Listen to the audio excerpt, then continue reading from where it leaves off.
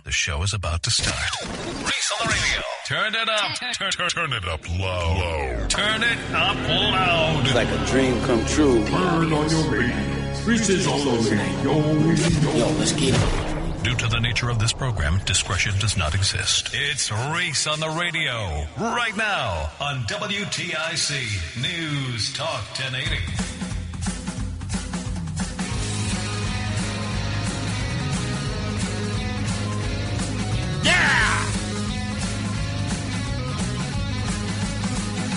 What's going on, all you scallywags, nutmeggers,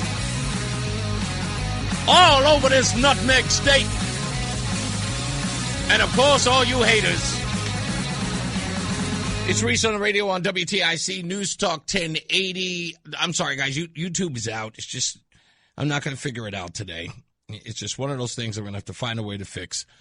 You got to go to ReeseOnTheRadio.com or follow me on X at ReeseOnTheRadio. So ReeseOnTheRadio.com or on X at ReeseOnTheRadio if you want to chat with the program.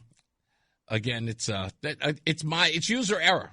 It just is. I got to tell you, it's 100% user error, and it goes with the territory. That's all I can tell you. Anyway, with that, got plenty of news and plenty of views to get into today. We will talk about it. We are on high alert, at least quietly on high alert. People think that in the coming days there will be action involving Iran. We'll see. We'll see. I am, let's just say, cautiously optimistic about any military actions in that region. And I think what's happening, in my view, and AOC, please feel free to copy off my paper. So next time you're in Munich, you know how to answer these things.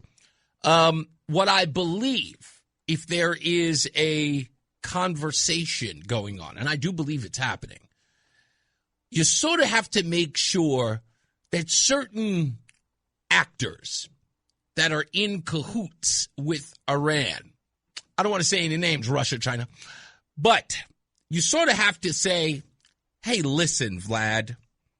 Hey, listen, Xi. You know, we're about to bleep these dudes up. You know what I mean? You know, we're about to run in there, and, you know, it's going to be a beatdown. Colossal. We're going to go in there. We're going to rough them up. You know what I'm saying? It's going to be in a complete colossal beatdown. My guys are going to go in there, and a lot of punches are going to be thrown. A lot of haymakers, suplexes, and the whole 9 yards. Ayatollah's going to get a couple of noogies. He'll be put in a headlock. Noogie, noogie, noogie. And just tell everybody else, stand down. You know what I mean? We used to say in the neighborhood, you know, don't start none, won't be no beef. Just to let you know. You don't want no parts of these guys anyway. Yeah, I know that you guys were doing the whole, you know, group UNICEF thing. What was that stuff? BRICS, that's it. Yeah. Whatever that was. Yeah. Yeah, we know that's not happening anymore. It was nice. It was a nice try. I know when Biden was here, you know, you guys were going to, you know, destabilize the dollar and do all that stuff. But, you know, Daddy's home. So, you know, I figured, we're going to go in there and smack a couple of people around. And we just kind of want you to chill. Vlad, you've got Ukraine to deal with, right?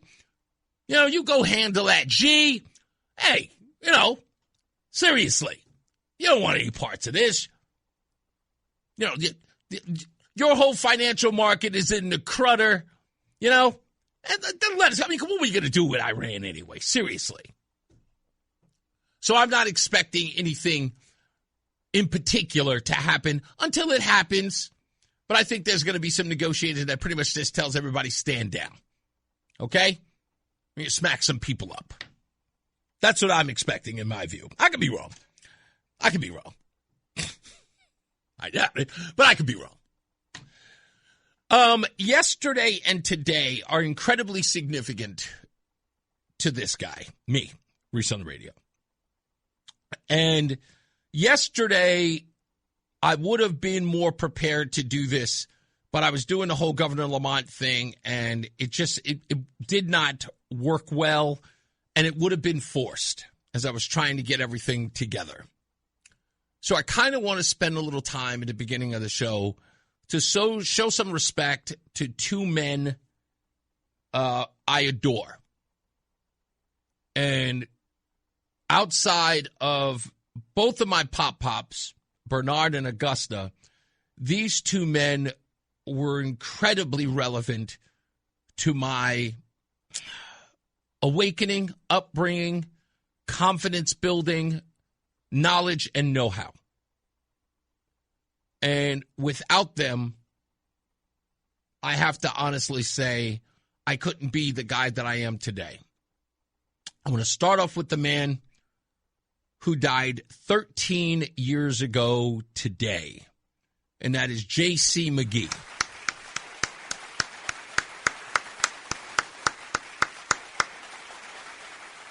J.C. McGhee is from right here in Hartford, and I met him in 2004, the first time I got to Connecticut. I knew nothing about this state, and I knew nothing about the way in which things happened here in Connecticut. And two men are responsible for that. One, of course, who's here on the show time and time again, and that's my good friend Chris B., who was just here last Thursday, who is a good friend of mine. I consider him one of my best friends. And J.C. Ismailder, who is now passed. Both of those men, when it came to Connecticut, walked me through this state and did not ever make me ashamed of not knowing it. They wanted me to know it. They were working with me to make sure I understand how the dynamic, how people felt about certain things. That it wasn't Mars, but there was a certain way in which people moved and shaped in Hartford and in Connecticut overall. And I listened to JC because he really loved Hartford. It was the center of his universe. He didn't care about New York. He didn't care about big cities. He loved Hartford. For him, Hartford was in his blood. And he made me love this place too. And in 2012, when I started the Reese on the Radio Rundown, sort of the new me, so to speak, in this medium, JC was the person who says, don't worry, I got you. He did all of the artwork. He did all of the, he literally did everything. The fact that this show is, you can view it online and see me was the idea of JC McGhee. He is the person who literally, if I can say anyone who made the texture of Reese on the Radio come to life, he did it. And he came to me every day. He woke up every morning with a new idea and a new way to invent the brand. With his understanding of me and what I wanted to do. And I could call him any day of the week and say, JC, can you do this? And he said, I got you. And he was done in minutes with something. He was just so technologically, this guy was a web designer, a graphics designer. He put it all together, and I was in awe of what he could do. And he did it, folks. I must say this. He did it for nothing. He did it because he loved me, and he loved what I was trying to do, and he believed in me. And that will always sit with me. It's the reason why I end this show with saying, remember to keep JC in your hearts and in your minds, because he is Reese on the Radio. And, of course, the other man, the person whom I listened to every day for years, taught me, gave me the lesson on how to do this show, taught me how to decipher propaganda, doublespeak, nonsense, ridiculousness,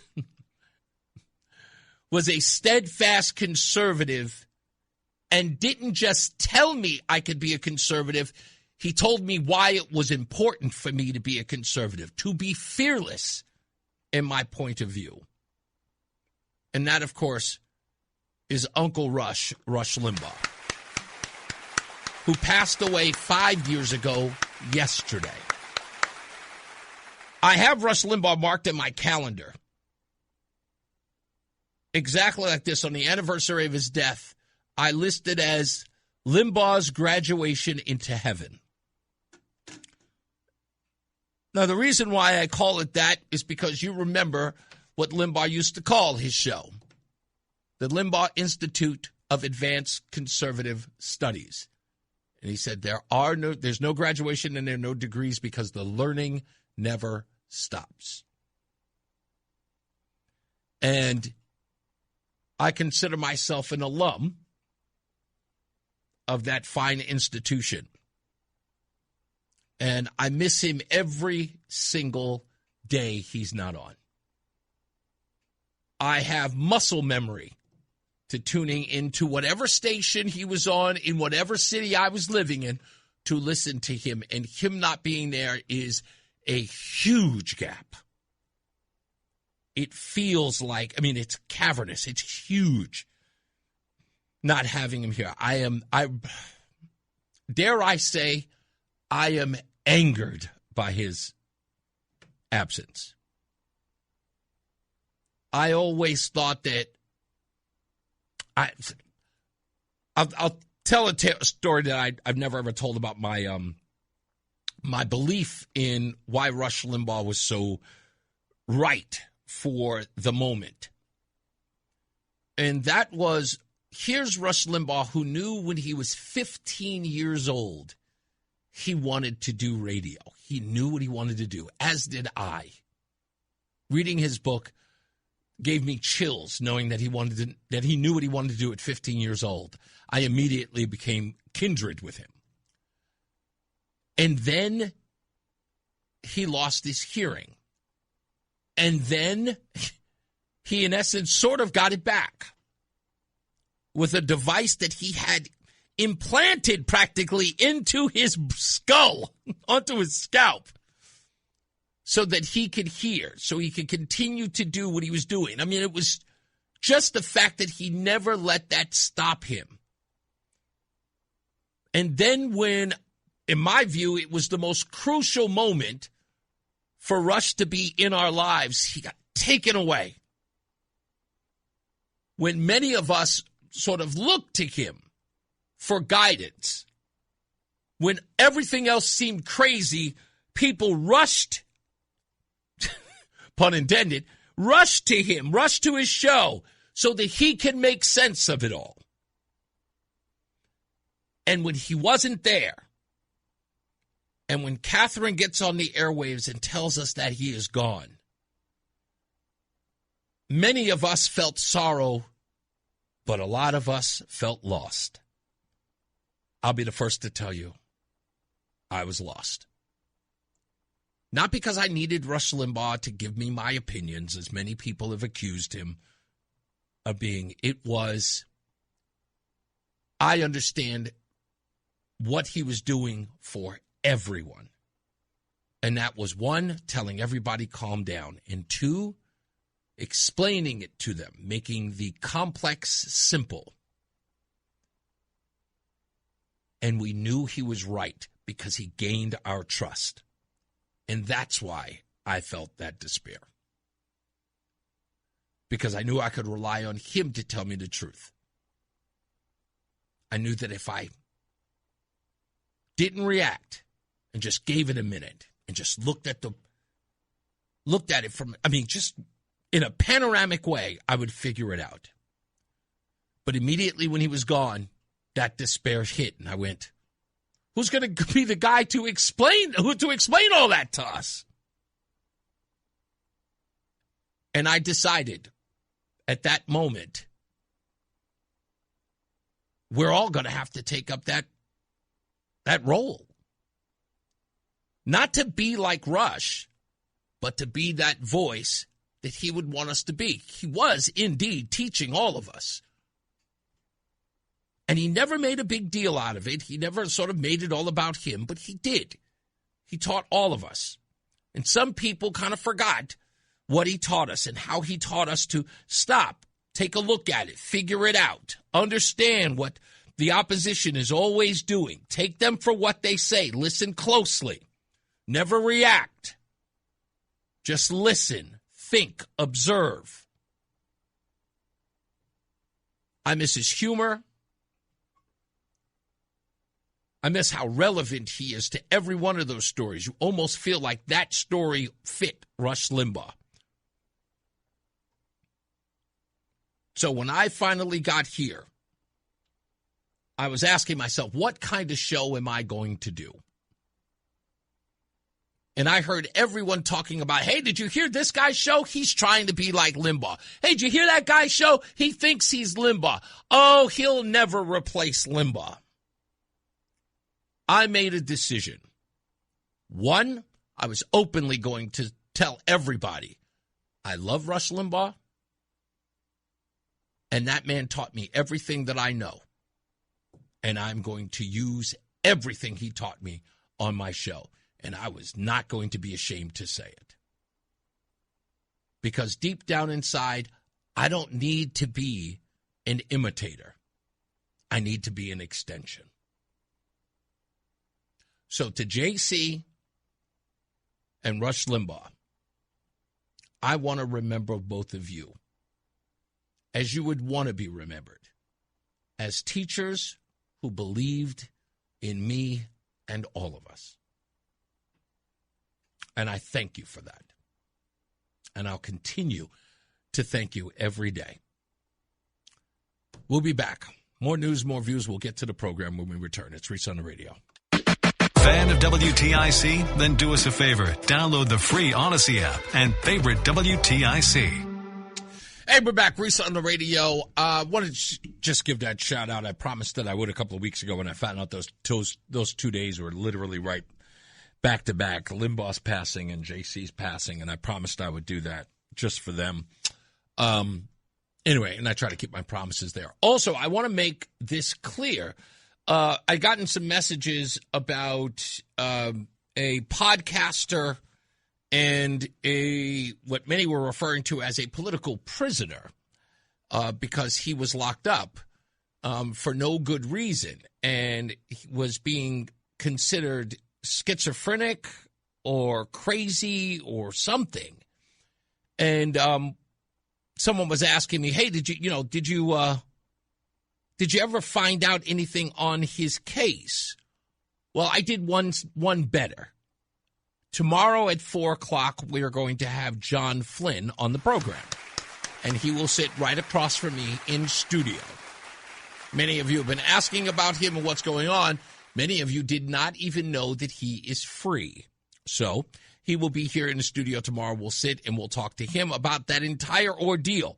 So he'll be here for about an hour, even if not longer, because I'm sure his story is a lot longer than an hour. But, yeah, we'll have him here in studio, and we'll talk about him because a lot of you have been asking about him. So stand by for that. I like to keep, like I said, I like to keep my promises. When I tell people I'm going to investigate something, I investigate it. I get to the bottom of it, and now we know that I think in August was his last release date of last year, and I don't think he told anyone about it. But we have him now. I spoke to him for a little bit today, and he'll be here tomorrow. He's going to change his schedule around so he could be here as quick as possible. Also, Cara, we are going to be talking to Cara D'Amato very soon. We're trying to get that set up as well. I sent her an email today, and we're working on having her here. If you're not familiar with her, Cara D'Amato is the representative who at the legislature showed up on the first day with an ice-in jacket that people made a big deal out of. Yeah, she'll be here to talk about that ordeal as well. And I'm trying to get the Republicans in here as often as I can I hate to use the term strategy. I don't want to tell these guys how to legislate. That's not my thing. I'll look at the legislation that they, and I try not to critique it. I listen to it. If I say something, I'll do it privately. But what I'm trying to get them to do is to pivot from the passive-aggressive thing. There is a way to be direct. And, again, sans criticism. I just want them to be a little more, head buddy. It sounds like I want head bunting, like that. But it's got to be done dignified. There's a way to talk. And I know that people don't. There are some people who are brash, I should say, and a little over the top. I wouldn't go down that route. I've got a much better approach. And I'm sorry if that sounds arrogant. I just know I do. I know who I'm talking to, why I'm talking to them, and why I'm talking to them in the way in which I am. And they usually can't combat that. And you got to see the look on their faces when I communicate with them. It is abject fear when I talk to them. Not because they get the impression I'm going to do something to them. Like, I don't come down on them and just like, hey, what's up, man? No. You know, I have a way of approaching people that's very firm and direct. And I know that these guys are used to everyone sort of, caving. Hi, nice to meet you. And I'm not that guy. If anything, it's nice to meet me. And they know it. So I want people to have that kind of attitude when they're dealing with some of these legislators, I should say. Now, I need to tell a personal story, if I can. If I didn't do it already with the whole JC and Rush Limbaugh thing. Roland, I'm going to need you in on this one, if I may. I need to ask you a question, and I need to ask your opinion at the same time. Let me know when you're ready, I'll hear your microphone up. Anyway, how you doing, buddy? Hey. So, what is your view on the Tesla vehicle? Any one of them? Do you have a view? Have you even investigated them? I mean, have you looked at them from a distance and say, oh, that's a Tesla? Like, what's your, I want to say, investment in knowledge of the Tesla vehicles? Not much. Okay. I can only, we saw the inside of it at the casino. Okay. So. Right. They have a dealership at Mohegan Sun. Yeah. Okay. And is it a dealership? Yes, it is. Okay. It's the only place where they're allowed to deal. Okay, cool. So I didn't know if it was just a showcase. Mm-hmm. I mean, it's a nice car. It looks all right from the outside. What vehicles did you look at, if you remember the models? Did you look in the truck? It was just one that was it was one showcase inside. It was just one car? One car. Was it a, red kind of bubble-looking one? Gray, but bubble-looking one. Okay, that's the Y model. Okay. They are promoting that everywhere. So Roseanne and I, over the weekend, for Valentine's Day weekend, because we had kind of done everything. She wanted a cross chain, so I got her that for Valentine's Day. And she got me a couple of, what do you call it? The paperboy hats, the little duck-billed hats. And we kept that simple, but because my gift didn't show up until yesterday, she said, let me take you shopping to buy you something. So we bought some boots, and then I bought Roseanne a television for the bedroom because she wants to watch the Angel Network, and she likes watching that, what's that TV show? The Jesus one. Why am I forgetting the name of it? I don't know why I'm forgetting the name of it now. But anyway, it's the series on Jesus, and it's on Paramount. It's on Amazon Prime. Oh, okay. It's I can't remember. Why am I forgetting the name of it now? Anyway, not important. So she loves to watch the Angel Network and all the movies there and the TV shows there, and she's watching the Jesus Christ miniseries. The Chosen? The Chosen, that's it. Thank you. The Chosen. Why am I forgetting the name of that? Anyway, she watches it every day, and I can't believe I remember it. Anyway, so we're at the mall. Now, we went there on a Friday night, and they said, hey, give me your email. We'll set you up for an appointment to test drive one of the Tesla vehicles. Anyway, I give them all my information. I get nothing. No email, no nothing. So we go, you know what? Let's go back to the mall. I've got to go do something. And you know what? I want to, I want to get you something for Valentine's Day. And plus, I want to pick up some knickknacks or whatever the case is. So we get there. Finally, we show up. There's no one there. It's relatively early at the little Tesla center. And Beatrice, the young lady there, says to me, if you guys want to, you could get a test drive now. And I'm going, yeah, but what do you have here? Is it just this Y model? They go, no, we got the Cybertruck outside too. So I went, oh. I said, I got to tell you, I think that's the ugliest car ever known to man. Yeah, it's what we used to draw in third grade. Yes, but I'm so attracted to it. I don't know why. It is a hideous vehicle, but I'm in love with it. Just looking at it, I can't turn my eyes away. It drives me nuts. So Beatrice says, want a test driver? I'm like, can I? Just give me your license. I said, okay. I did. Rosanna, we get in. Beatrice sits in the back. And they go, okay, listen, we don't want you to drive. We have a little test route that we do. Just press that button right there. So I press the button. All of a sudden, there's a car directly in front of us. And I'm saying, do I have to do anything? Beatrice goes, no, just let the car drive. Well, sure enough, the car just starts moving and moves around. There are people walking across the street. The car stops. I'm not touching the steering wheel. It drives, makes a left turn. Here's the crazy part. You know how there's snow drift that goes into the road? Yep. Right? And I'm thinking that the car follows the lanes. But what if the lane is obstructed with all of the snow drift? Nope. The Cybertruck knows that and moves over the line. Isn't restricted by the lines in the road. It follows the actual traffic. Gets out on the main road, makes a left turn, just drives. I don't do anything. Follows the speed limit, slows down when the car is merging. So if the car doesn't see you and sort of starts merging to the left, detects it, slows itself down so the person can merge over. I'm not touching it. I'm freaking out. Anyway, so we go in. Beatrice pushes a button. The car parks, backs up, parks it into the spot, backing up. Unheard of. All of a sudden, we drive back to West Farms. We get back to West Farms. Beatrice goes, you know what? You have the truck for another 30 minutes. Go drive it. See what it's like. Beatrice gets out the car. Beatrice, where you going? No. Go ahead. You got 30 minutes. Go enjoy yourself. I'm like, I can take it anywhere. She goes, just have it back in 30 minutes. I'm like, okay. So I put inside the directions. Take me home. Sure enough, car does that, gets on 84, drives 75 miles per hour. I didn't touch a thing. Drove all the way to my apartment. All the way. And the whole thing, and it did 75 miles per hour. 75. And here's the crazy part. I was saying to myself, wow, isn't this thing supposed to follow like the rules of the road? No.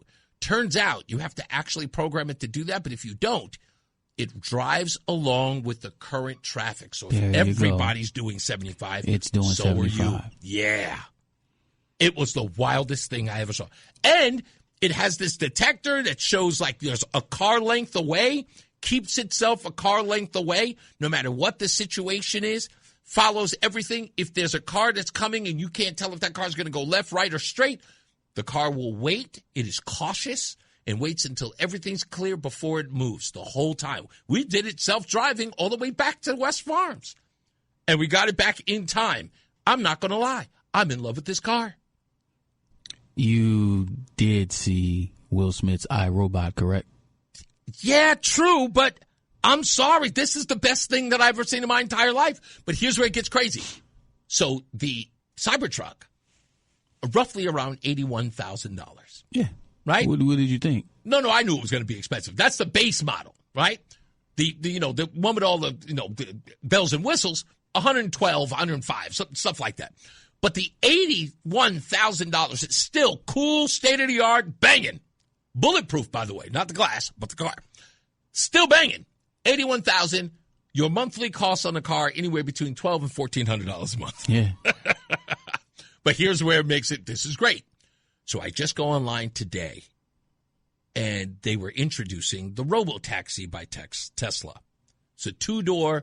It's supposed to be farmed out to Uber and Lyft to put as a part of their fleet, self-driving cars.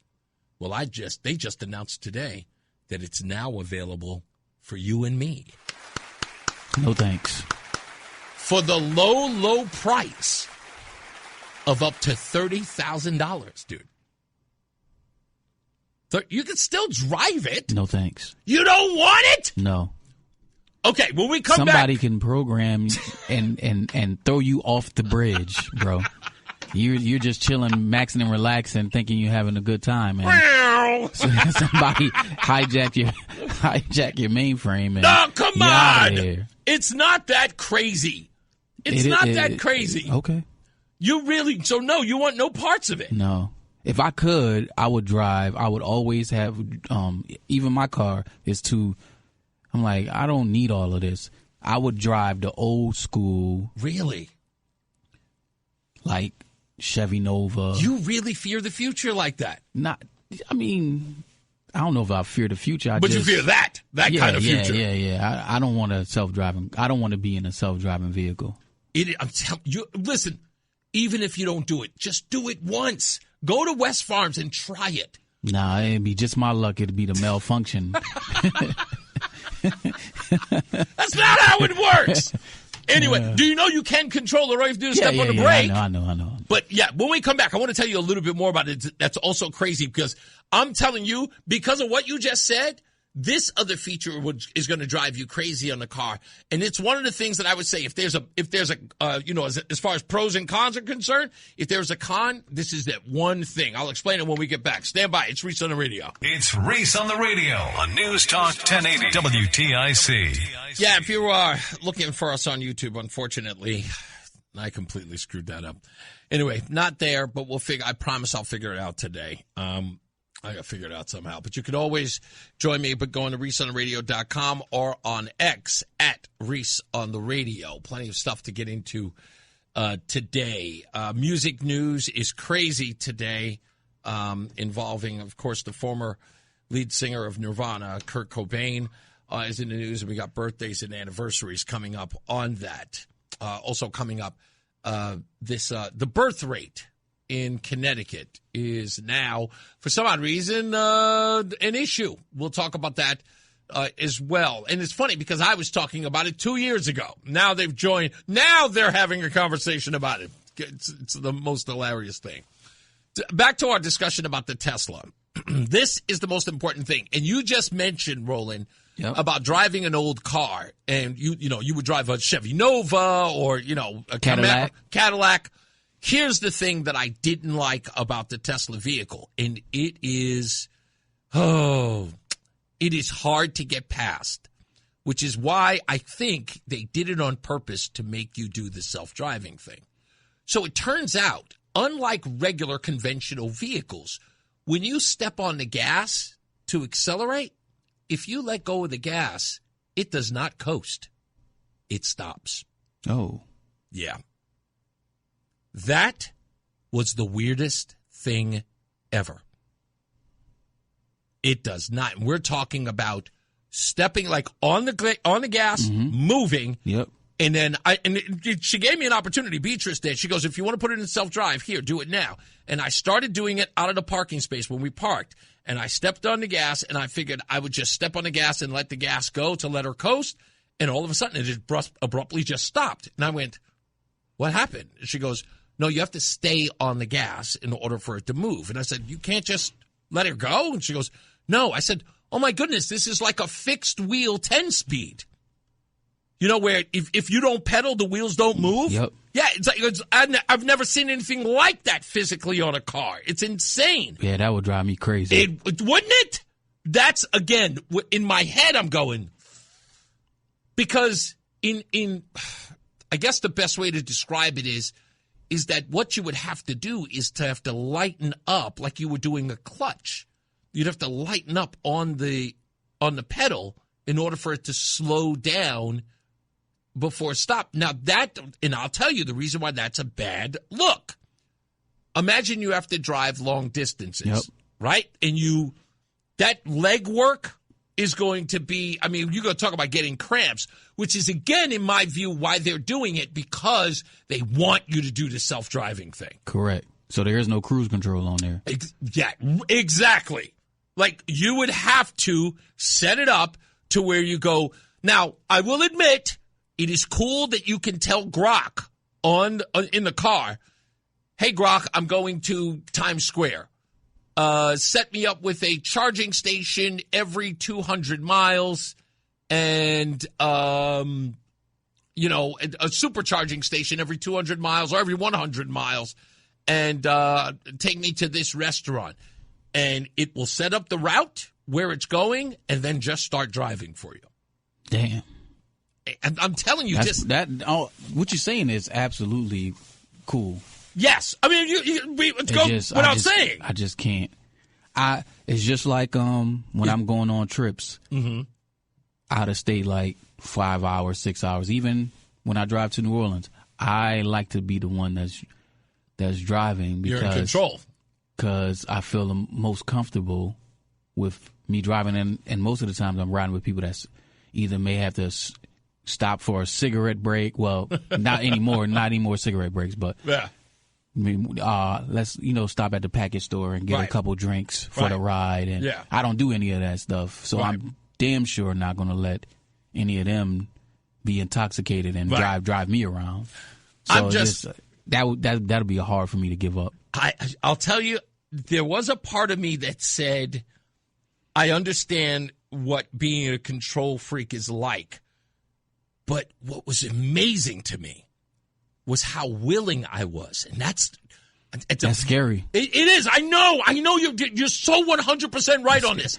There was a bit because I know how much of a control freak I am, but I have changed so much over the years. When we put in our address to drive, when Beatrice got out the car and said, just take the car, I was almost enthusiastic to give the car the control. And then when I got in, I was cool. I'm looking at Roseanne, who's sitting next to me. We're doing selfies. We're doing videos and the thing. And I am completely giving up on the control thing. And I'm going, how easy was it for me to relinquish that? And I'm going, whoa. Like I had to stop and go, all right, maybe I need to rethink this. But that's the scary part, because I could see myself getting in, because my wife, she'll get in there like it ain't nothing and be like, yeah, take me wherever I want to go. Go ahead, take me. And I could see myself getting convinced and liking it. Oh, yes. It's so easy. Yeah. It's so easy. No, I can't. Anyway, we got to take a break. We'll be back. More news, more views. When we return, we'll talk about Stephen A. Smith also coming up. Here's John Silva in the WTIC newsroom. Reese on the radio, making sense of the news. Yeah, even when it makes no sense at all. Now on WTIC, News Talk 1080. Okay, we are back. Reese on the radio live here. News Talk 1080 WTIC. Teresa, I'm not laughing at you, Teresa, but I totally take your consideration. Let me read what she wrote. Teresa says, Reese, I cannot believe that you are being taken in by this car. And AI, have you read anything about the cars that catch fire and it can't be put out? And that I know that people have died in the car fires. Yes, I do. She goes, please don't. We care about you and don't want anything to happen to you or Roseanne. I understand that it's new and it's different, but my parents used to say when I say other people are doing it, they'd say, well, if they wanted to jump off a bridge, would you do that too? I wouldn't say that this is tantamount to jumping off a bridge, Teresa, but I get your concern. I totally get anybody who would be concerned about this. I'm usually not taken. If you ask the boy, he'll tell you all the time. Reese is the most unimpressed person ever. He always tries to impress me with something new, and I go, okay. This was just one of those things. If I'm interested in this, there's a reason for it. I'm not easily goaded into things. I just wanted this. Something about this car that says to me, or it speaks to me, maybe because it's hideous. It is. Roland, what did you say? It looks like the car we used to draw in the third grade. Oh, yeah. I drew that car mad time. I know. And I feel like there's a part of me that says that's what he did. I think there's a part of me that just says, man, this guy is probably so arrogant. He says, I am going to make the most hideous-looking vehicle ever. It's just, and I'm going to sell it for $80,000, and it's going to fly off the shelf. It's like the ugly girl you dated in high school or college. On the outside, she was ugly, but then she was just warm-hearted. Yes. She took care of you. She made sure you was good. She loved you better than anybody else. Always made you feel like a king. Yeah. It's the same thing. That's what it is. I know. I'm being lured in. Teresa, I understand. It's just, I don't know. I never would have been even interested in this car. I saw it a couple of times. I went, oh my goodness, that's hideous. I started driving around a couple of times. I was like, man, why do people like that? And all of a sudden I was like, I wonder what it looks like inside. I want that car. Yes. One guy, I'll never forget it. We were in D.C. by the Watergate Hotel, which is, I think, right across the street from the Kennedy Center. And, I'm positive of that. Anyway, we're walking by the Watergate Hotel, and the guy's coming out of a parking garage. And he's blasting music in his car. The windows are down. It's a nice day. And we see it, and it was the first time any of us had ever been that close, like standing next to it as it's in the driveway of the parking lot.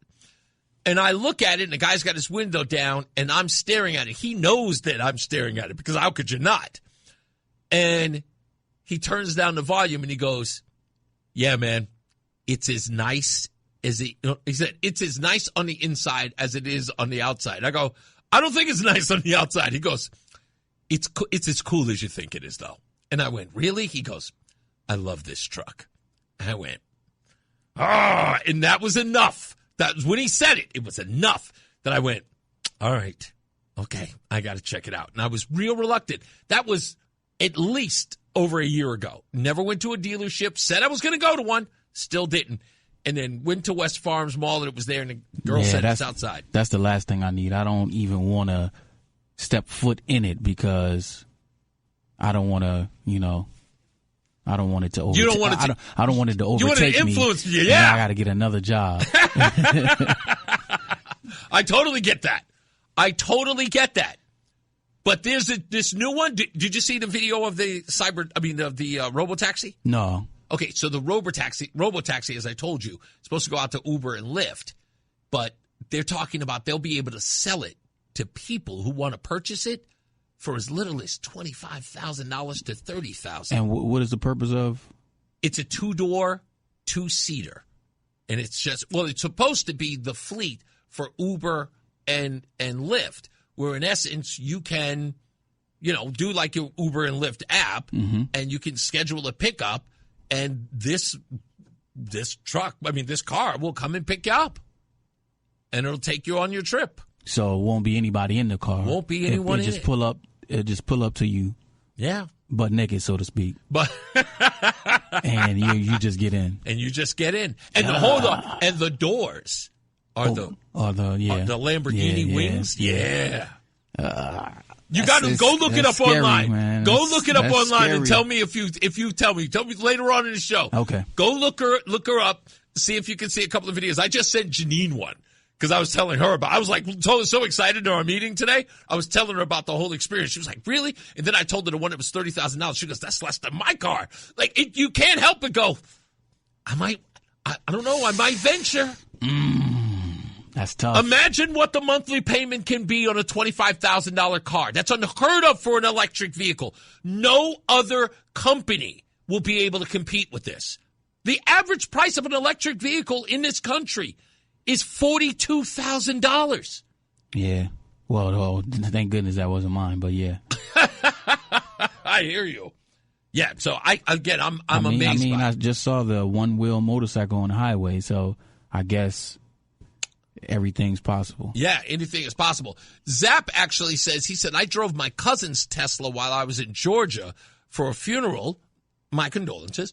He says, I drove his car all week, not knowing the roads and the area. The self-driving was great and got me to places safe while I got to look around and see the scenery. It's a great tourist car. Goodness gracious. How do you not, man? You know what? I will take this. I've been asking everyone, when are we going to see the flying car? We have not even gotten close to seeing a flying car yet. But this is a nice alternative. Can you imagine flying cars with traffic? Yes, of course I do. It's the scariest thing I can think of. Accidents and the car's just falling down on you. That's the last thing we need. Yes, exactly. I totally agree with you on that one. I would hope for an anti-gravity situation. That's what I would hope for. But I'm sure that's never going to happen. That's never going to happen. Hey, Donald Trump speaking at a Black History event. Speaking of which, I have to go to one tomorrow. I was invited to one. I think it's with the Urban League. I'm not exactly sure, but I think I'm going to check that out tomorrow. At least I was invited to go check it out. So I'll do that. I'll tell you guys about it on Friday because I have to go Thursday night. I think that's what it is. When's the 19th? Tomorrow? Yeah. So I'll go tomorrow night, and I'll tell you guys about it Friday when Roseanne is here. She'll be going with me. All right, let me get into this thing with Stephen A. Smith. And I'll just tease it now since we're far into the break. So it looks like, it appears that Stephen A. Smith may take a go at it to run for president of the United States on a Democrat ticket. If he were wise, I would do it as an independent. But he may go in as a Democrat. Now, before I get into the whole hubbub, let me run a couple of things by you. And Roland, you asked me about this, what was it, yesterday or the day before? Because you sent me a clip about this interview he did with CBS. And was it just 2 days ago or a day ago? It had to be yesterday. Yesterday. It was yesterday. Yeah, yesterday you asked me about it, and I told you I sort of laid down what would happen should Stephen A.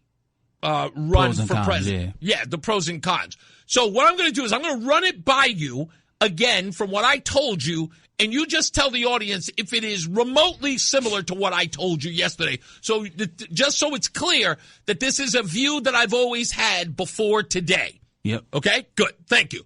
Here's my view.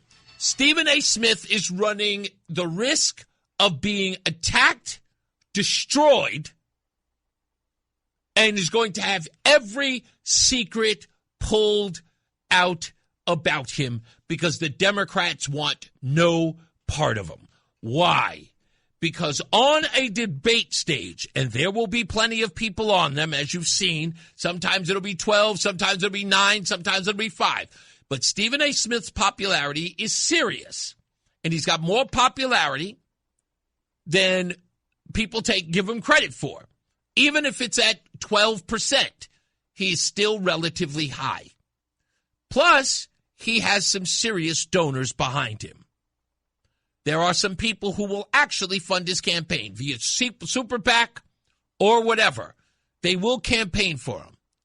But there are people out there who do not want him to run. Let me explain why.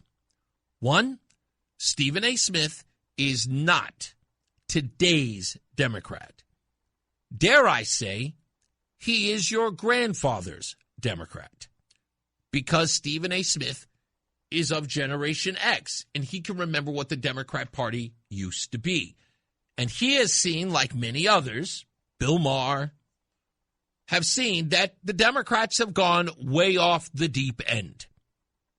And he, Stephen A. Smith, has called out people like Gavin Newsom, Kamala Harris, Jasmine Crockett, Eric Swalwell, and even Adam Schiff. He calls it like he sees it. He has never, ever pulled his punches, and he does not bite his tongue. He is a very independent person. A lot of people don't like him, think he's arrogant and all that other stuff, saying he's kind of a jerk. Whatever, that goes into territory. I know. Stephen A. is from Hollis, Queens. I know his ilk. I don't know him personally, but I just know that personality. I'm from Hollis, Queens. Sometimes you rub people the wrong way. Some people acknowledge it and work on it. Some people are just, they are who they are. But nonetheless, Stephen A. Smith is a force to be reckoned with. Why? Because he says what's on his mind, even when his party disagrees with him. Now, what will the Democrat Party do with a guy like him? Because he will not follow, let's just say, the orthodoxy. Because Stephen A. Smith will not promote LGBTQ issues. He will not promote transgender issues.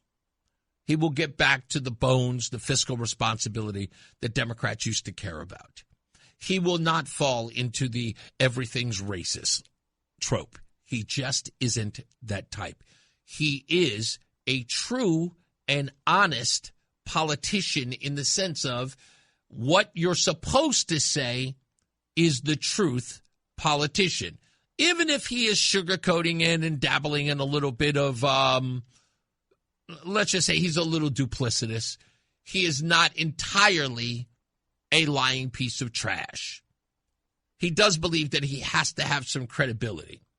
Let me give you a perfect example of Stephen A. Smith. When he is asked probably the easiest question to knock out of the park as a possible black candidate, you are set up by CBS News to toe the line. Stephen A. doesn't.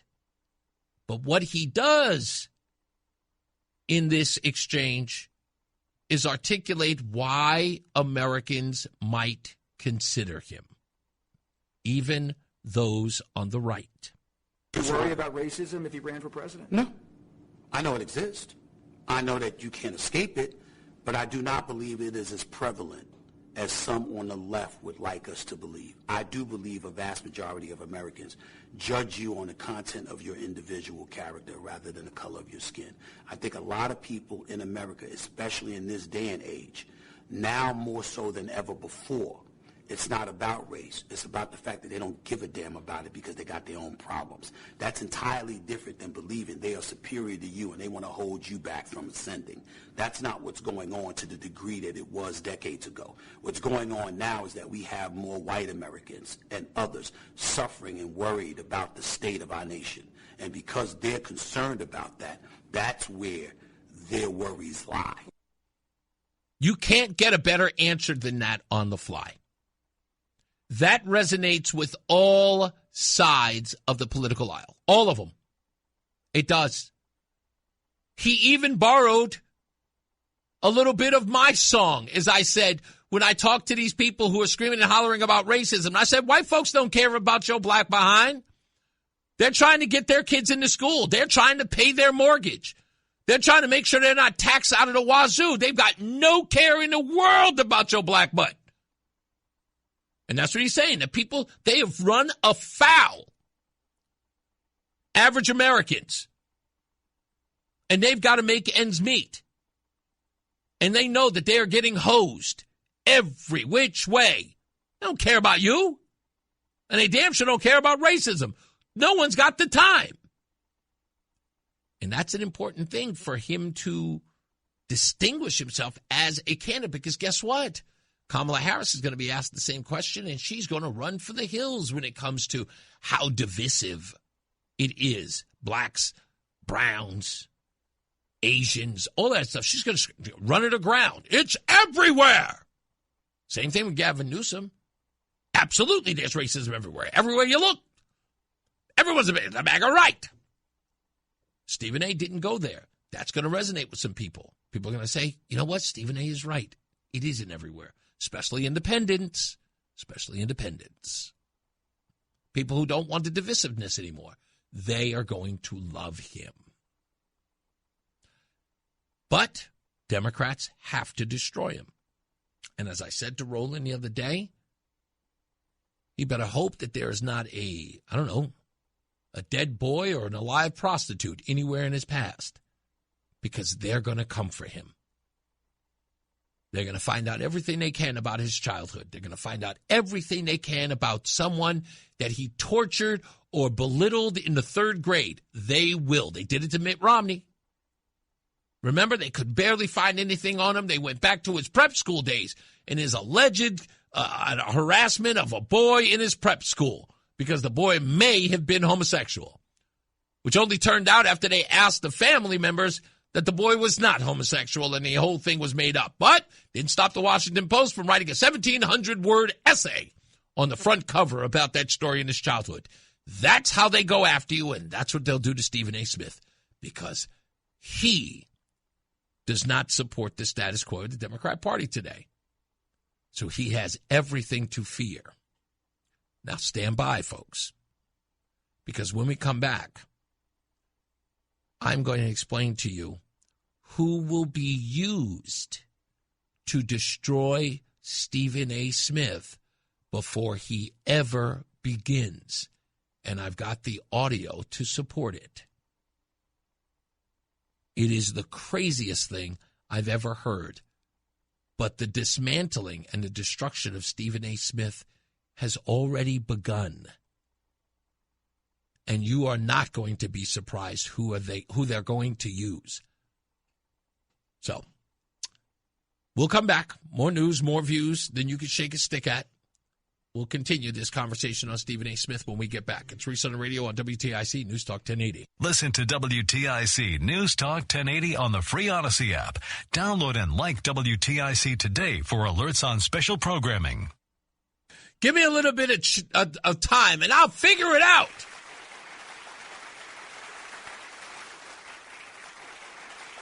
I'm telling you, I'm a horrible.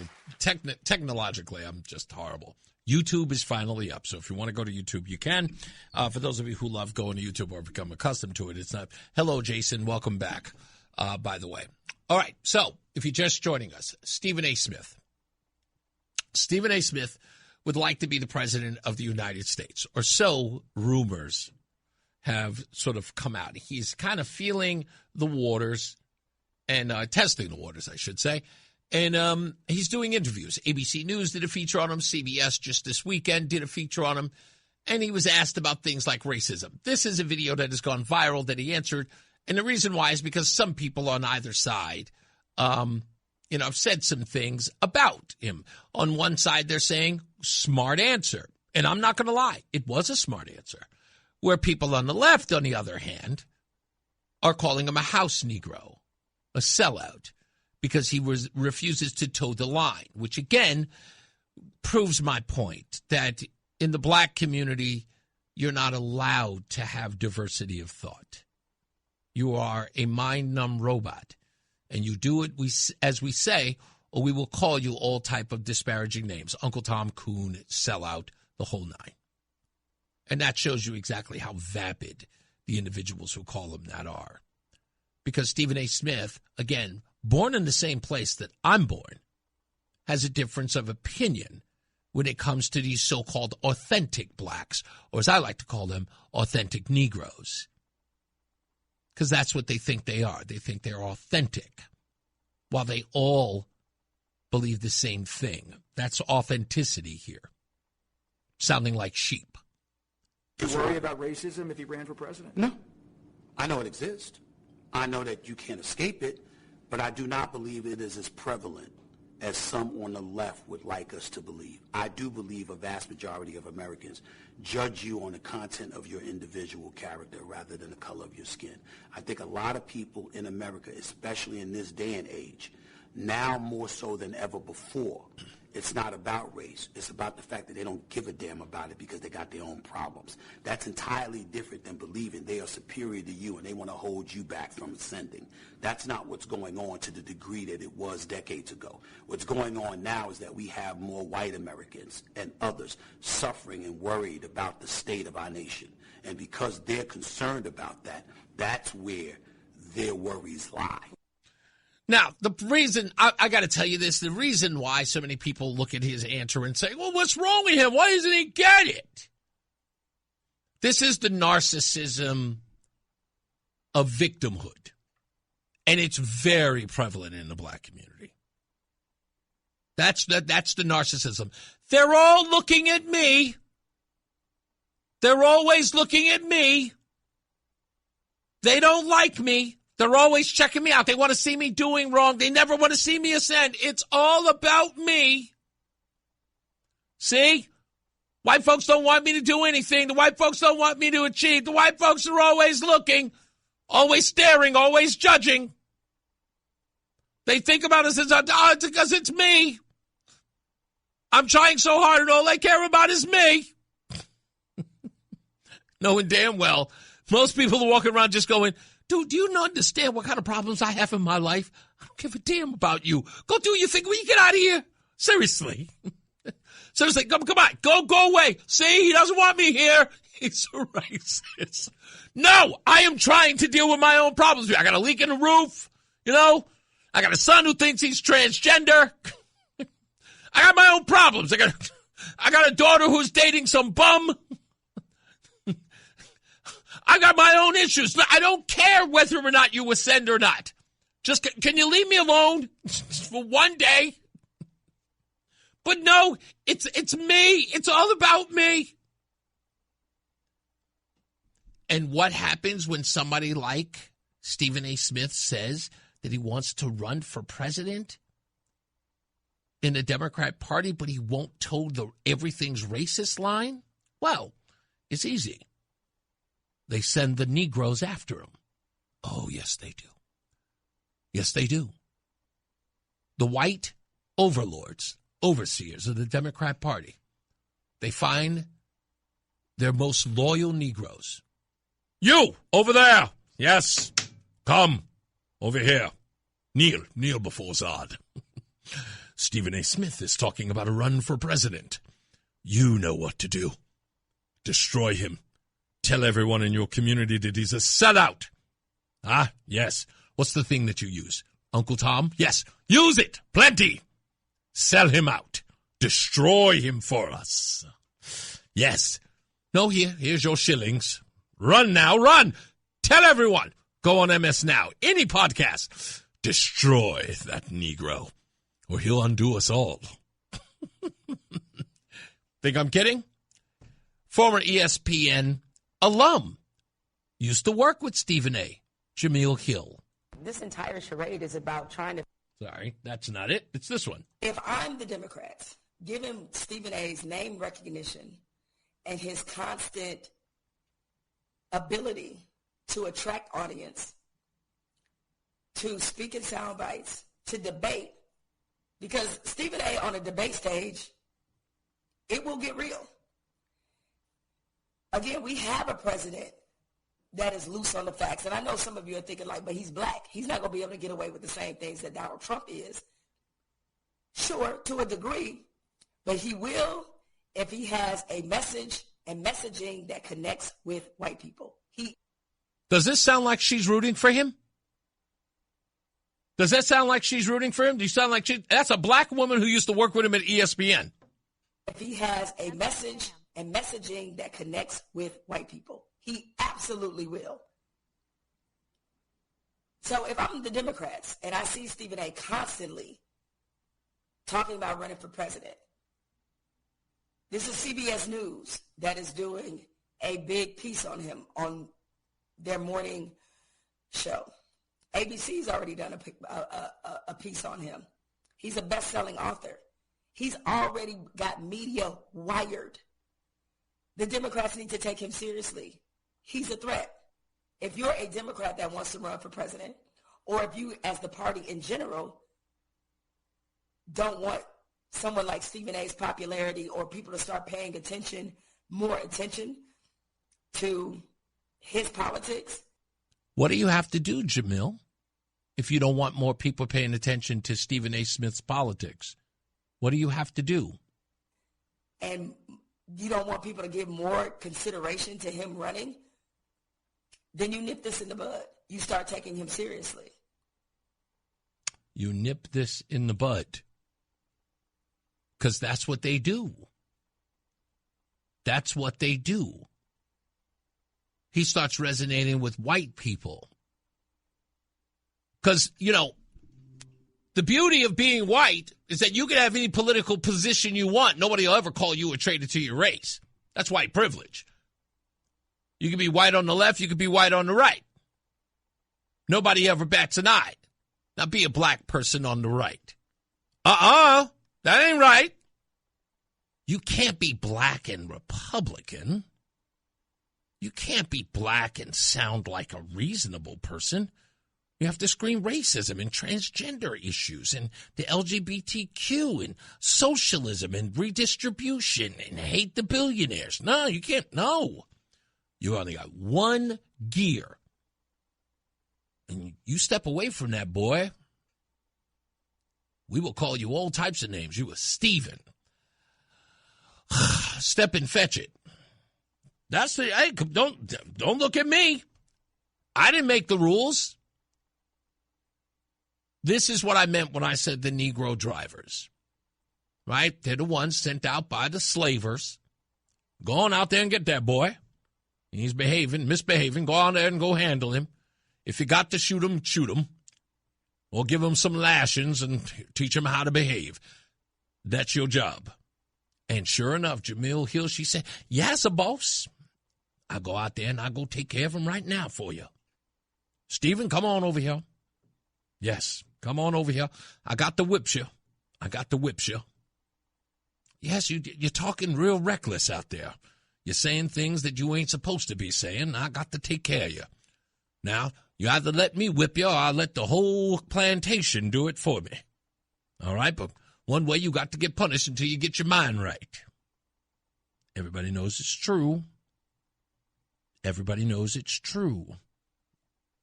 Come on. Obama knows the drill. You don't believe me? Let me give you a perfect example. Anybody remember when Barack Obama was running around talking about marriages between a man and a woman? Remember that? I affirm that marriage is between a man and a woman. And then the white man went on television and said that marriage is going to be whatever we say it is, and gay marriage will be the letter of the law. And then all of a sudden, out of nowhere, Barack Obama came on with ABC's Robin Roberts and says, I think that really? Who do you think was promoting that message? Whose message was that? That Barack Obama, the first black president, the commander-in-chief, the leader of the free world, who do you think those marching orders came from? You think they came from the black community? You think black folks were saying, hey, yeah, Obama, we're going to need you. Yeah, brother, we're going to need you to affirm gay marriage. Yeah, absolutely, brother. You think that's what was happening? Or was it the white overlords that gave him $90 million? Immediately after he said it. For his re-election campaign. Who do you think he was working? That's right. Now go out there and get that boy. That boy is speaking reckless. Go out there and get him. And get him under control. I'm sorry, I got to put it that way because that's the way it is. Y'all can be mad at me all you want. Explain to me how it's different. I mean, I got black people who text me and email me all the time, and I hear the step and fetch it in their words. I hear it. They can't help themselves. They repeat the same lines of the white overlord of the Democrat Party every day. They can't help themselves. Hey, I thought you guys cared about the black population. Why y'all supporting abortion in the black community? Well, the whites do it, so we should be allowed to do it. To kill your babies? Yes, okay, so you are literally making an excuse for killing your babies because the white folks are doing it. Hell, I'll go back to Teresa and say, if they told you to jump off a bridge, would you do it then too? But here's can I say the horrible thing out loud? I will in just 15 seconds so I can get it out there. Let me just tell you what it is, because truthfully, this is exactly what it is. Deep down, they all want to be white. That's all. Deep down, they do. Well, you don't believe me? Look at all the Gucci and the Fendi they wear, and the Louis Vuitton, and the Mercedes-Benz. Look at all of the European things that they wear and put on their bodies. Carl Canai, Fat Farm, Cross Colors, all those black-owned companies, they're now defunct.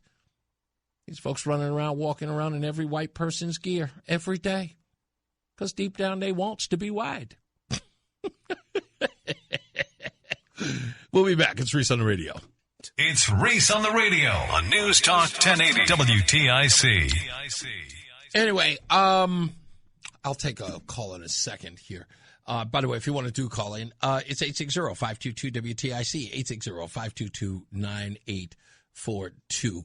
I want to see Stephen A. Smith run in a Democrat primary. I need to see it. I want to watch them lose their minds. It's, the Democrats are going to rally behind the person that they rally behind no matter what. I mean, it doesn't matter. That's going to be the case. But when I talk about infighting, because it's going to be an interesting group of people.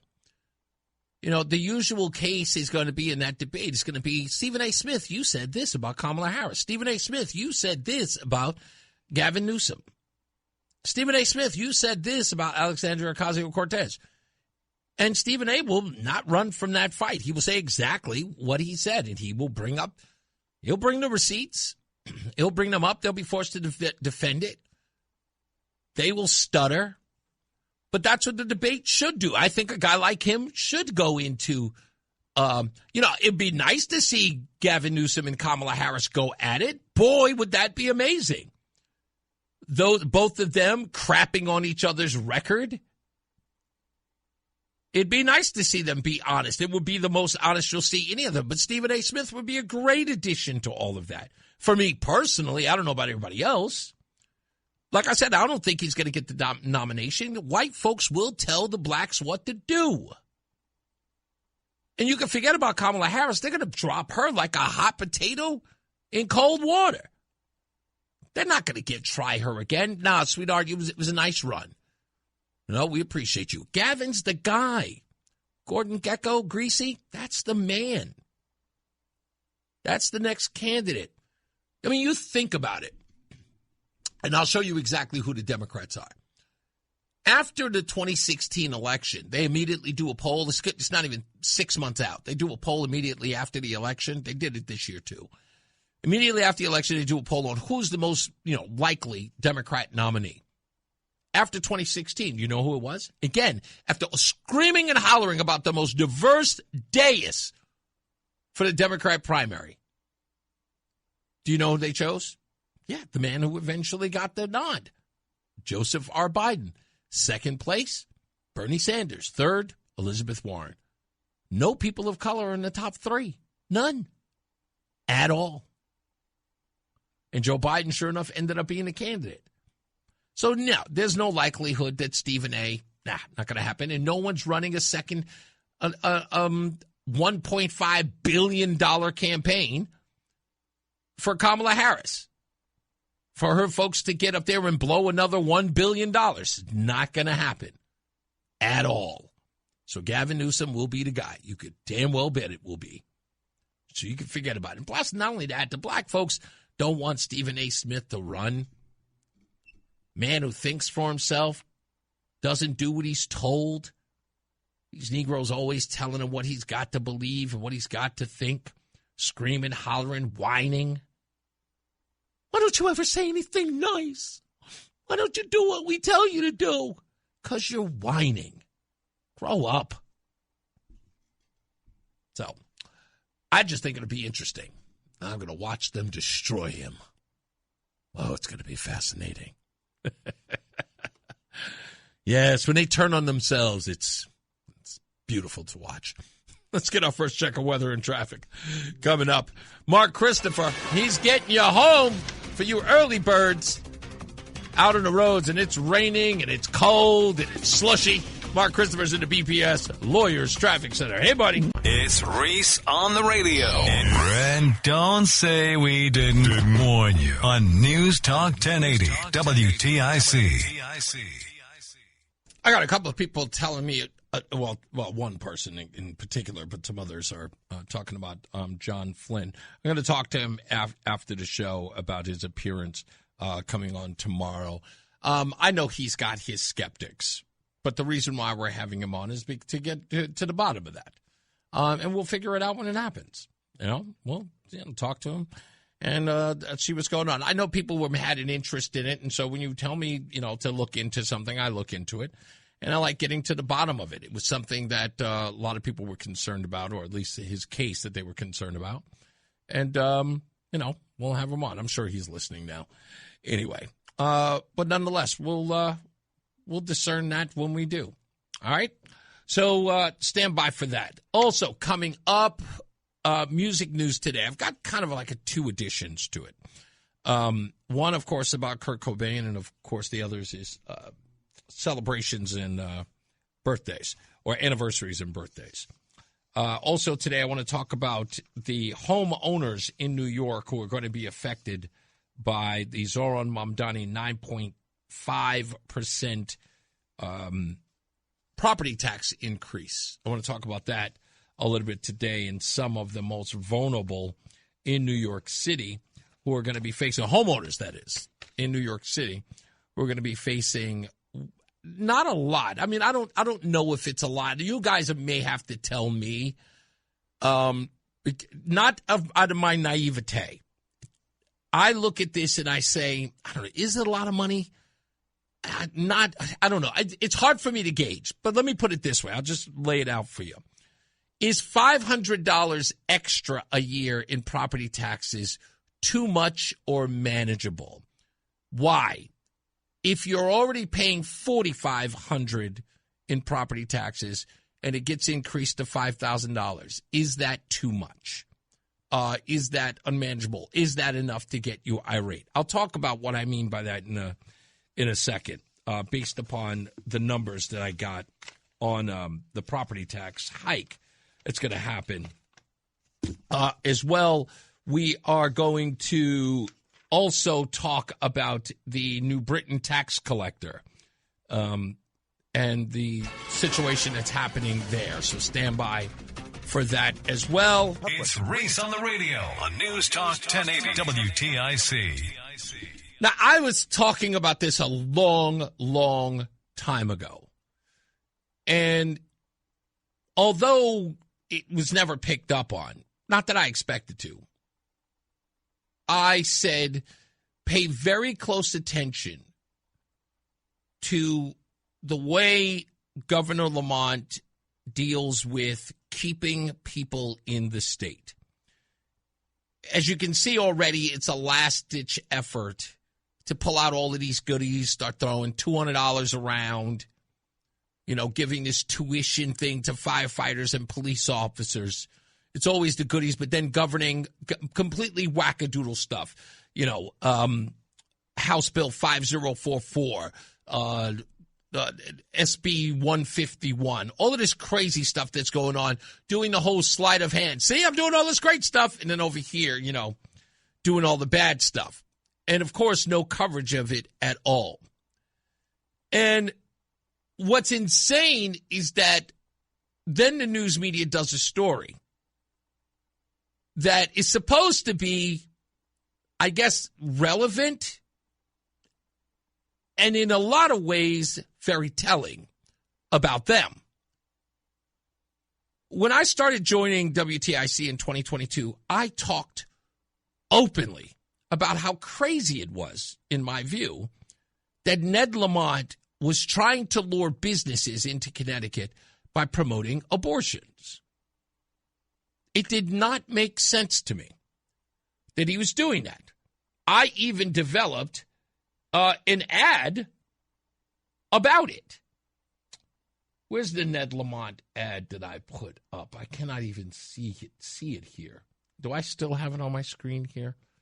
At least I expected myself to still have it here. Maybe I did get rid of it. I may have moved it. That's where it sucks. Anyway, nonetheless, I can find it anywhere. But he completely ignores the fact that he's got a birth rate problem in the state already. Why would he be trying to lure businesses into a state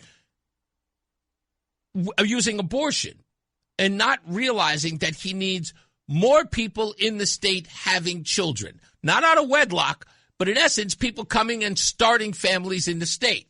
I started doing some digging based on this article, which in essence, by the way, the article was talking about how people are having less babies in 2025 than ever before. I went and looked at the numbers, and they are interesting. Let's go to since Lamont was in office. Here are the exact numbers. In 2019, an estimated 35,616 babies were born. That is down from 617 in 2018. In 2020, 34,996. That was down 620 from 2019. In 2021, pandemic, like everybody did across the country, that skyrocketed. We went up to 36,929. That's up to 1,933 from 2020. But then 36,241 in 2022, 688 down. 2023, 688 down.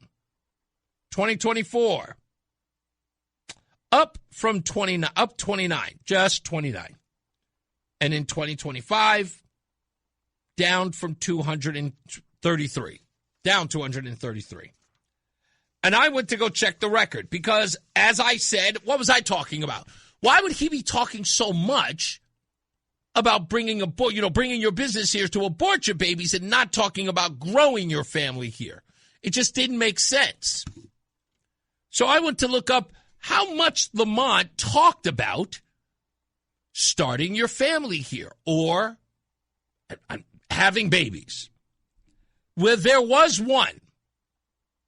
There was one address where he was talking about how transportation funding was going to stop in Connecticut because Connecticut's birth rate had plummeted. And he jokingly says, so go out there, folks, and be fruitful and prosper so that we can get a bridge, he said jokingly. He was never serious about it, but that was the only time he had ever said anything in his tenure about having babies or growing your family here. In fact, no direct statements or initiatives. Searches of official statements, budgets, addresses, press releases, or campaigns materials show no programs, speeches, or proposals explicitly targeting fertility decline. For instance, his 2025-2027 budget address and related remarks, he emphasized affordability for families, e.g. child care costs, keeping parents out of the workforce, but did not link this to birth rates or call for more children. Population growth is mentioned in passing, growing too slowly in some contexts, but tied it to more migration and economic factors than births. He acknowledged the low birth rates. As I said, he made a comment about the fact that the new transportation secretary, Sean Duffy, said that he wasn't sending transportation funding to places with lower birth rates. And so, mockingly, Lamont said, quote, don't tell anybody, but we are lower than the national average. So my children, hurry up, get married, go forth and procreate. And your community may get a new bridge. And everybody in the room laughed. I watched the video. Paid family and medical leave. He signed that in 2019, implemented later. One of the nation's most generous programs at the time, providing up to 12 weeks of paid leave for bonding and new child or caring for family. Lamont has highlighted its success, touting that it's making Connecticut family-friendly. Well, it didn't work. That was supposed to be like the thing that worked. Rapidly declining. Tax relief tied to families, increased earned income tax credit. One-time child tax rebates up to $250 per child in recent updates. And support for a modest $250 non-refundable credit. Democrats in the legislature have pushed for more generous $600 per child refundable tax credit, up to $1,800 max. But Lamont has resisted, making it permanent or larger, citing budget caution amid potential federal cuts. He said maternal health focus. He signed laws licensing freestanding birth centers, requiring strategic plans to expand birth centers, hospitals, and in underserved areas. But that wasn't until 2025. And it doesn't matter. He still continued to see the birth rate fail to grow. Now, why is that important?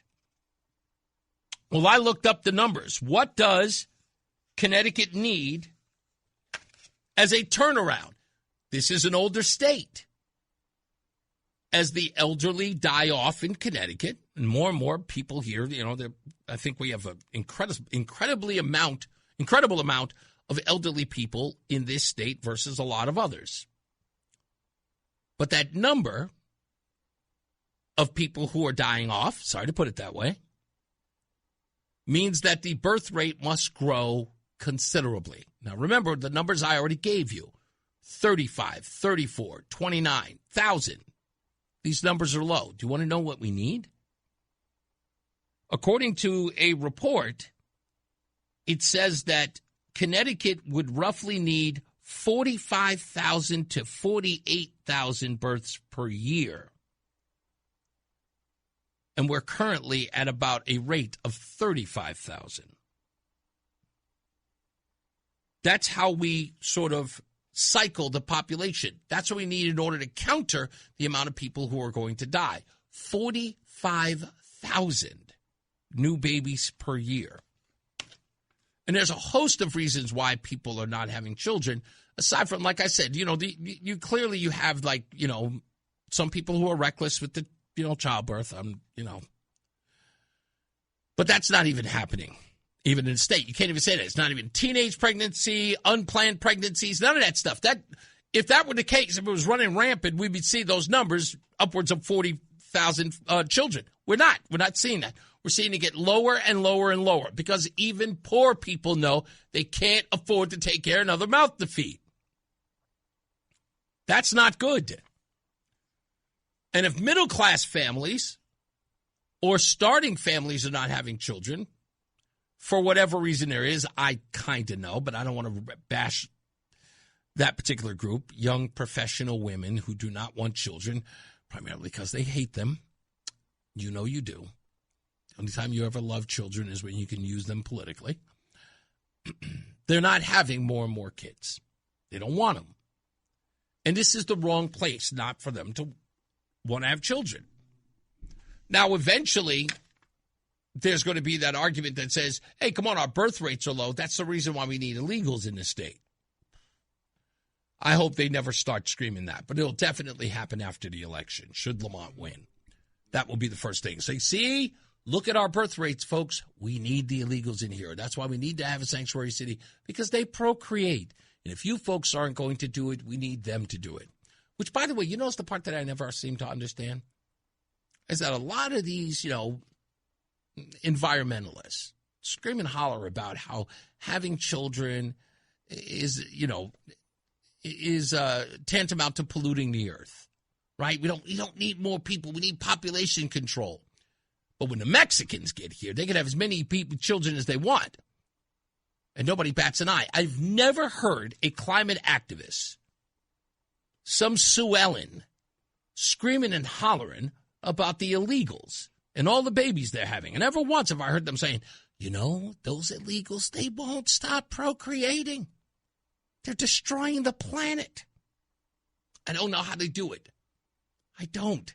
It's amazing to me. It's just like in the same breath, it's like, hey, do you think that we should have population control? Absolutely. We're killing the earth. What do you think about the illegals or the, you know, minority communities having baby after baby after baby? Well, who am I to say? What about that white woman over there who's having more and more children? She should stop it. She's destroying the planet. And again, Consuela, no, her beautiful children, she should have more. If they like growing their family, that's just their culture. Susan again, evil. Don't blame me. That's what you know. That's true. You know it's true. You know that.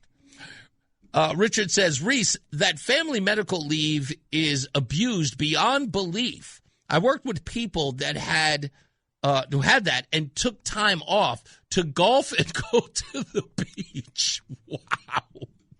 That is insanity. Yeah, look, I cannot lie. Richard, you are 100% right. Of course you experienced that.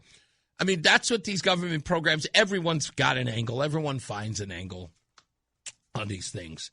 I don't know what we're going to do. Like, look, do I have any answers for this? Like how we get more and more people to have children? No. This is one of those things where one of two things have to happen. One, we start celebrating families again in a real way, like celebrating families in the sense of they are good for you, they are good for your soul. They are a beautiful way to spend your life, is with people that you love, a wife, a husband, a child, 2 children. It's an amazing thing to do. And it's not so much about fear as it is about other stuff. I think a lot of it has to do with selfishness.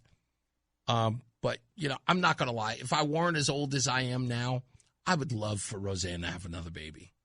I would. I mean, we talk about it all the time. You know, we found each other very, very late in life. But Roseanne says to me often, she goes, man, I wish I found you 20 years ago. And I feel the same way. So I wish more and more people felt that about wanting to start families or just have kids. Roland is at that age where he can have another one. I know he's not gonna, but, you know, he would probably love having a little Roland Jr. running around the house. I don't know if he's ever thought about that.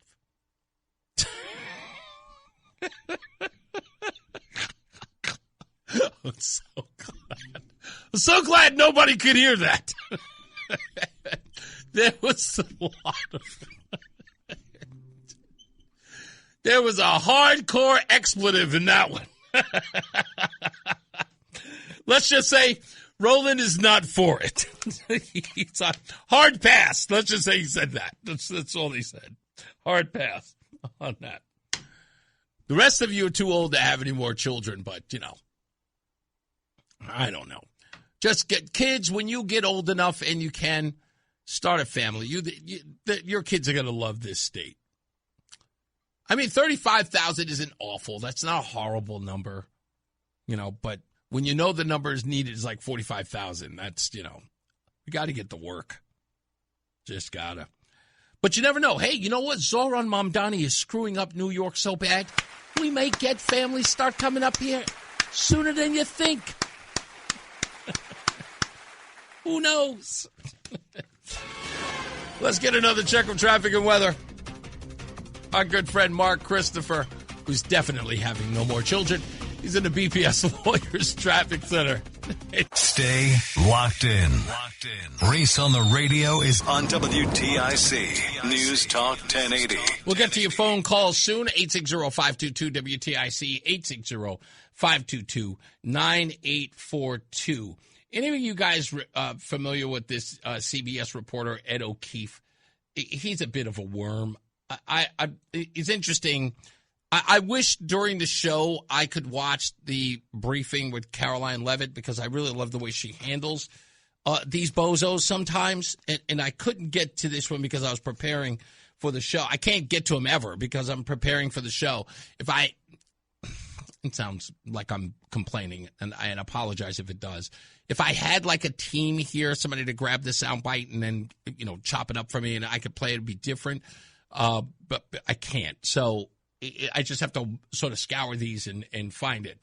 Anyway, nonetheless, here it is. It's Ed O'Keefe talking to Caroline Levitt about Donald Trump, and it's the stupidest question known to man, but he did it. Democrats, it was always my pleasure to help Jesse along the way. Where or when does the president believe he's been falsely called racist? When or where does the president believe he's been falsely called racist? Which means, Ed O'Keefe, what he's trying to say is he has always been credibly called racist. When is he saying that it's false? Caroline Levitt. You're kidding, right? No. I will pull you plethora of examples. I'm going to get my team in that room to start going through the internet of radical Democrats throughout the years, Ed, who have accused this president falsely of being a racist. And I'm sure there's many people in this room and on network television across the country who have accused him of the same. In fact, I know that because I've seen it with my own eyes. And the president very much looks forward to having an event later this afternoon at 3 p.m. to celebrate Black History Month and to talk about how his policies are advancing opportunity and prosperity for all Americans through record tax cuts, through the Trump accounts that all Americans can access regardless of race. These are a great thing for the next generation of Americans. The president has also awarded hundreds of millions of dollars in additional funding to strengthen educational outcomes at historically black colleges and universities across the country. Yeah, with historically black colleges seeing an average, all colleges combined, of 35% graduation rates. 35% out of all of the historically black colleges. That's right. Okay? Got a 65% failure rate. Again, the president is protecting the hard-earned benefits of the 2.4 million black veterans who honorably served in our nation's armed forces by reducing the black backlog of veterans waiting for their VA benefits and for their home loans through the Department of Veterans Affairs. So there is a lot this president has done for all Americans regardless of race, and he has absolutely been falsely called and smeared as a racist, and I'm happy to provide you those receipts, and we gladly will right after this briefing. Yeah, it's a perfect example of how not only disingenuous, but just flat out dumb some of these people are. They're just dumb.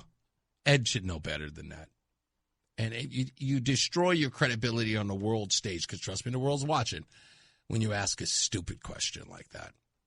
Anyway, we move on. By the way, when we come back, I'll take your phone calls again, 860-522-WTIC. And also, speaking of Donald Trump being a racist, did you read his Truth Social on Jesse Jackson? I'll read it to you when we return. Let's get another check of weather and traffic. Mark Christopher, he's in the BPS Lawyers Traffic Center. Hey, Mark. The NAACP calls him, whoa, I don't think I'm allowed to read this. It's Reese on the radio. Let's just say some people are not fans. On NewsTalk 1080 WTIC. So the Reverend Jesse Jackson passed away yesterday, and Donald Trump wrote something on Truth Social about his passing. And 2 days ago, well, it was actually just yesterday, but yesterday morning, Roseanne woke up, and when we heard the news, we were sitting up there watching television, and Roseanne waited a little while till all of the people were calling in to Fox News and were, giving their condolences and talking about Reverend Jesse Jackson's life. And Roseanne, before she gets up, she goes, boy, I hope that we're not talking about Donald Trump's response to this today. I said, yeah, he was probably going to write something. They did have a past. And I wasn't expecting it to be what it was, but it was. And for those of you who didn't get a chance to read it, let me read it to you. Here's Donald J. Trump speaking about the passing of Jesse Jackson. The Reverend Jesse Jackson is dead at 84. I knew him well, long before becoming president. He was a good man with lots of personality, grit, and street smarts.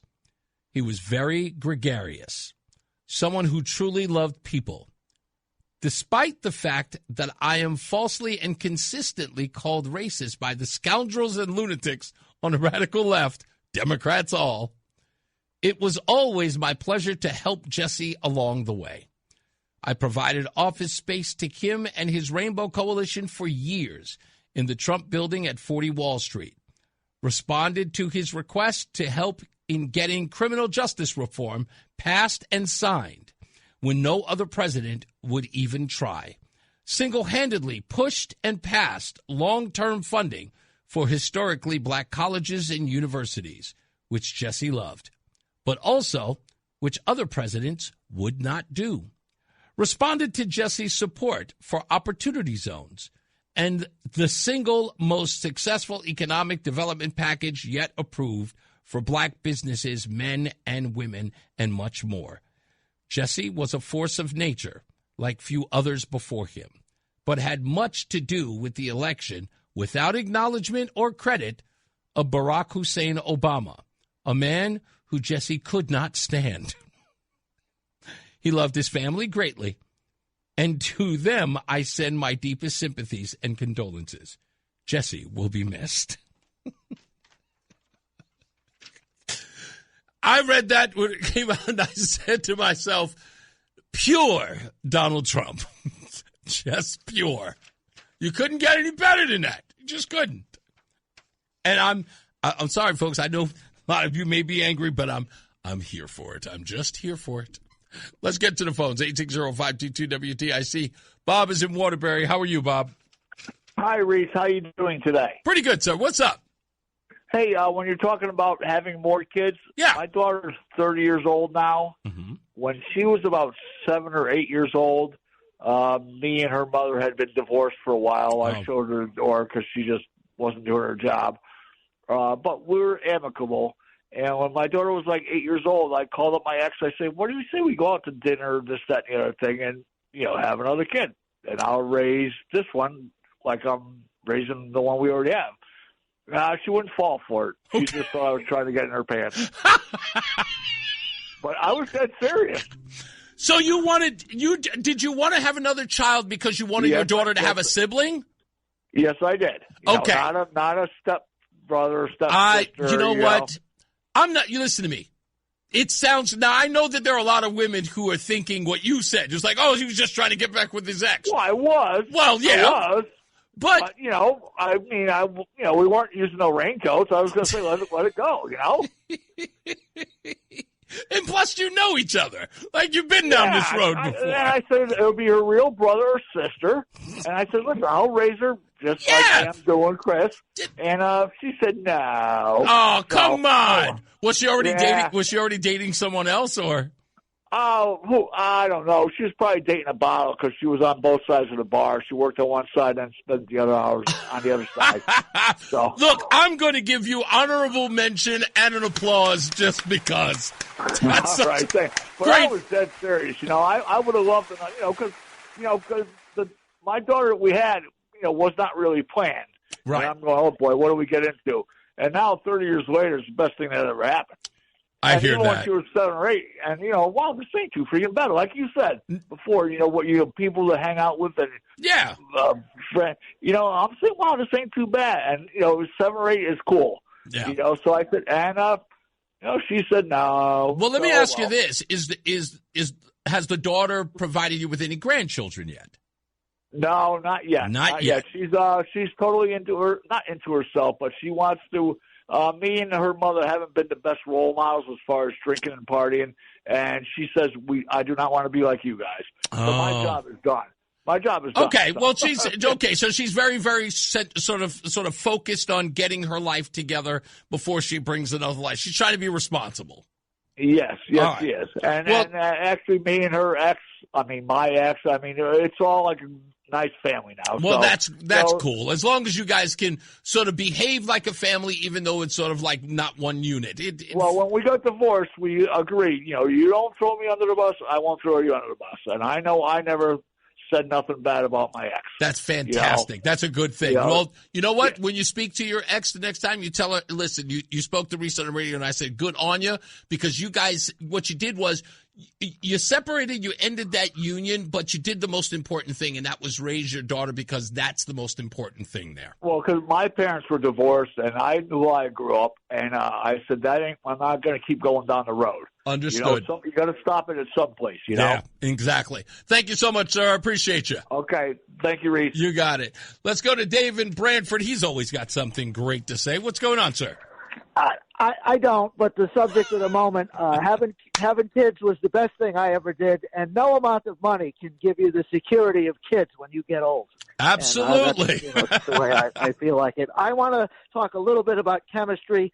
I saw a editorial in the Hartford Courant yesterday. Mm-hmm. A woman named Susan Moynihan, who's No Pipelines Connecticut, I think was the group. She was against natural gas infrastructure. Right. And so she wrote an editorial about how dangerous and toxic it was. Mm-hmm. For one thing, she criticized the term natural gas, which it is natural, and she kept calling it methane. It reminds me of when I was much younger, when, everything is a chemical. Right. Most people think, do you want chemicals in your food, as if it's a bad thing? Yeah. To say, well, you want me to stick some potassium chloride in your breakfast tea?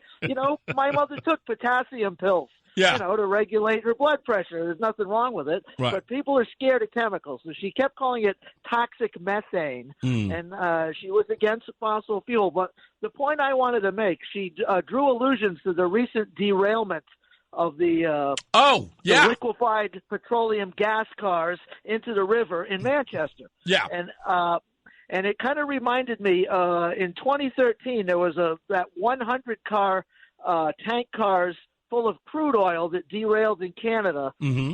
The name of the town, I think it was Lac Mocha Megalantic or something like that.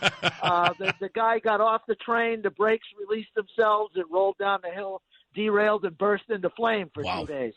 And the point of it is, if you don't build pipelines, the transportation of these fuels in train cars is dangerous. Much more dangerous. Yeah. And I can't believe she drew a bead on liquefied propane gases in train cars when the lack of pipelines is the whole reason they're in train cars. She is not understanding that because, again, the nuance never makes sense to these folks. And the irony of course, they don't realize exactly what they're talking about. But then again, that's never been the point. Just for the audience, I think whole planets like Jupiter is like 50% methane. Yeah. It's so cold, it's all liquid. Yeah. You know, it's like oceans. They've got oceans of methane like we've got oceans of water. Yeah. It's very natural. Every piece of dog poop, you know, there's methane coming out of every swamp. Methane is everywhere. That's why it's called natural. And in the old days, they used to cook coal. They would, they'd put it in a retort, heat it up without oxygen, and they'd come up with what they called manufactured gas or processed gas. Yeah. And that would be as opposed to natural gas, which is from the petroleum, out of the rocks in the ground. And that manufactured gas was much more dangerous. Like 50% of it was carbon monoxide. Exactly. Much more toxic than methane. And, these anti-fossil fuel people, they're just crazy. They are. point. In my view, they're the worst ever. Hey, can I ask you something, Dave? How many papers do you read a day? Like from literally when you start your day, how many papers do you go through? You go too far, and it's different all the time. Usually there's a central four. The Register, the New York Post are the top two because the Daily News, New York Daily News, I don't like much, and I'm so done with them today for free. I go to the library because I can't afford the Wall Street Journal and the New York Times and the Hartford Courant. So do you read them? You read the hard copies. You read hard copy. I'm always with the hard copies and as much of leftist literature as I can get a hold of. Union of Concerned Scientists, Sierra Club, ACLU, that kind of stuff. It is incredible how little science there is in that. It's just full of references to Trump. Yeah. Hey, Sometimes I highlight it. There's like 20 references to Trump on each page. There's nothing to do with science. Yes, I know, because they think that you have to understand that's a sellable. He's sellable in that regard. Let me ask you this real quick before I let you go. Did you watch that YouTube video I've been talking about? It's a movie produced by Michael Moore called Planet of the Humans. Have you seen that yet? No, I have not. Please do, because you said you read about the Sierra Club. This documentary is about the Sierra Club. You have to watch it. And then I need you to call me back and tell me what you thought. Okay. All right. It's on YouTube. It's on YouTube.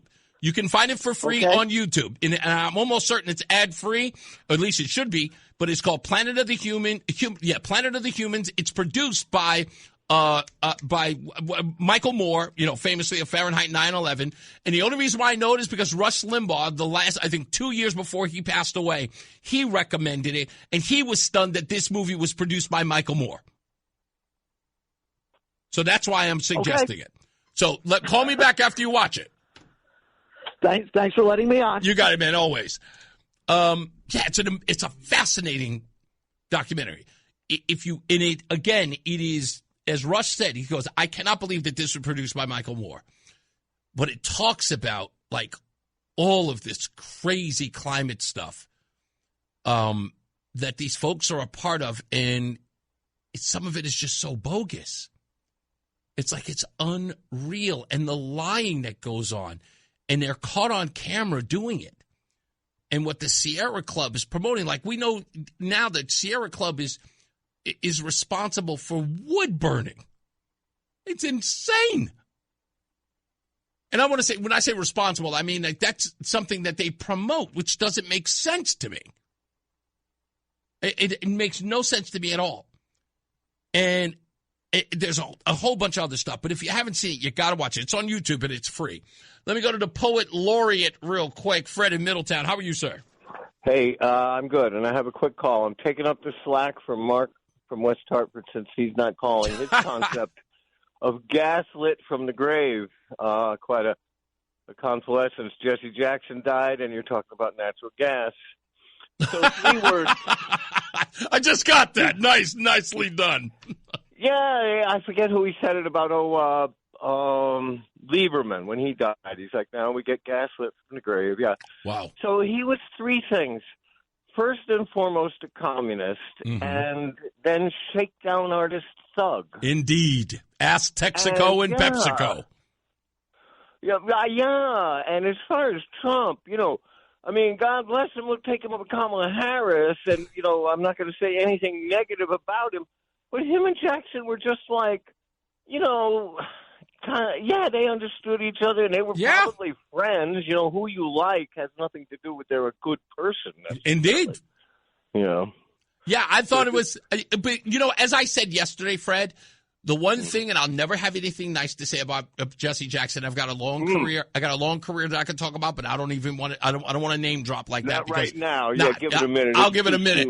But the bottom line is, as I said, when everything was being said about Donald Trump and everything was, that man had the perfect position to step up and tell everybody, knock it off. None of that is true. Some of the things that you folks enjoy today wouldn't have ever happened if not for Donald Trump. And this man stayed silent. That's why I've never had any respect for him. And Trump probably didn't even take that personally. Exactly. You're 100% right. He never took it personally. All right, that's it. Thank you, boss. I appreciate you. That's exactly the whole point. Is that Donald Trump could have called everybody out. It's like, you people leaving me in it. No. But that's the character, the guy. That's why I give it to him. I'm sorry, I'm way too petty. I'm just way too petty. I would be releasing text messages like it was the Epstein file. Is this you? Let's take a break. We'll be back. Mark Christopher, he's getting you home. A lot of people getting out of the office right now. Be careful on those roads. It's rainy, it's cold, and it's getting dark. Mark Christopher, he's in the BPS Lawyers Traffic Center. The hour that packs a punch. It's Reese on the radio on WTIC News Talk 1080. All right, we are back, and we can do the thing. News. And today in music news, there are a couple of birthdays. Notable ones, I might add. Yoko Ono, killer of the Beatles, turns 93 today. Juice Newton, just call me Angel in the Morning. She turns 74 today.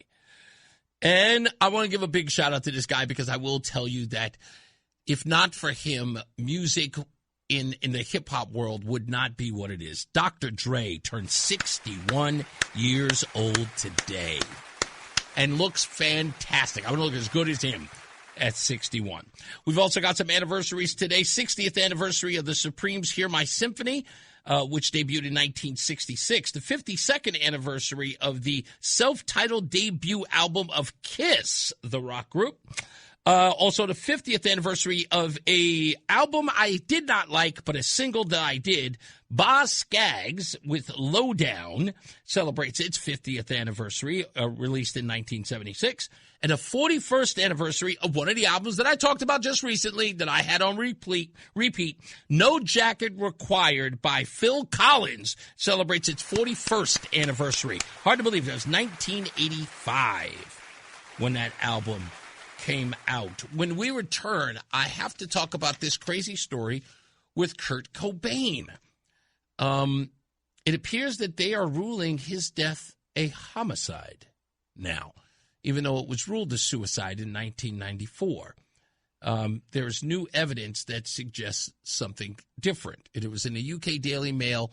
I've saw it a couple of places on X, but this has actually started to gain some momentum. One of the most iconic music legends of at least my generation, Generation X, may have some new information that suggests that he was murdered. Many people believe that for a long time.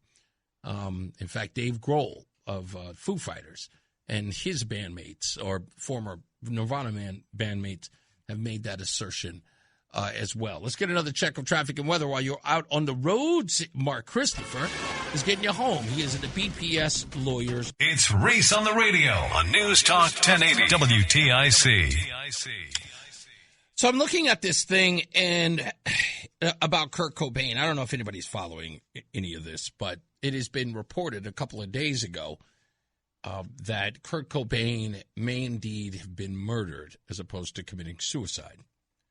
And there's an entirely new investigation into this. And like I said, I don't know what to make of it. Because it sounds crazy, but is it too late to care? It has been since 1994. That is 32 years ago. Would it change anything other than send, somebody to jail? But I guess for the sake of, it is Kurt Cobain. It is a huge story. It would be a huge story if it happened 50 years ago. It's like, I don't want to say that it's just like, the JFK files or the Martin Luther King Jr. assassination. It's nothing like that. But it has a significant role in that because there were a lot of theories about this. There was speculation that this was not a suicide. It just didn't make sense. And, of course, Kurt Cobain's bandmates from Nirvana did not believe it, often implicated Courtney Love in his death. So to hear this almost makes it go, And look, I just don't know what to make of it. So it's a story it's worth talking about just because. And here's why. Let me lay this out to you, what they say in this, I guess, in this report. So apparently this evidence that has come out, it says the claim rests on reinterpretations of existing evidence, not new discoveries. The independent team's focus is on anomalies, which they argue don't fit a suicide, but align with staging after a murder. Here's a breakdown in table form of what they suggest are these suspicious findings. They start with the heroin overdose. They're saying that the toxicology report shows 1.52 megaliters, I'm hoping that's right, of blood morphine from heroin. They say it's about 3 times the lethal dose for even a tolerant person like Cobain, and argued to cause immediate unconsciousness if he had used this much, making the self-shooting impossible without help. They suggest a forced injection to incapacitate him. In essence, drugged him, then shot him. The puncture wound on his left forearm with a circular discoloration from a collared syringe, inconsistent with self-injection. Also, Cobain was left-handed. He had no history of intramuscular shots there. This implies that an assailant forced it. The autopsy revealed brain liver necrosis and lung edema from prolonged hypoxia pre-gunshot, indicating Cobain was unconscious long before his death, ruling out self-infliction. The spent casing ejected cleanly, but the suicide grip on the barrel would have blocked that, according to the autopsy. They suggest that his hand was placed post-discharge of the gun. And the backsplatter filled dorsal vents, barrel indicating upside-down orientation at firing, trigger down, but found trigger up, evidence of flipping or repositioning. That's what they're suggesting as a part of it. They also go clean hands. Hands unusually clean for gripping during a violent blast. No blood splatter on his left hand. Thumb stain from post-mortem contact with bloody barrel.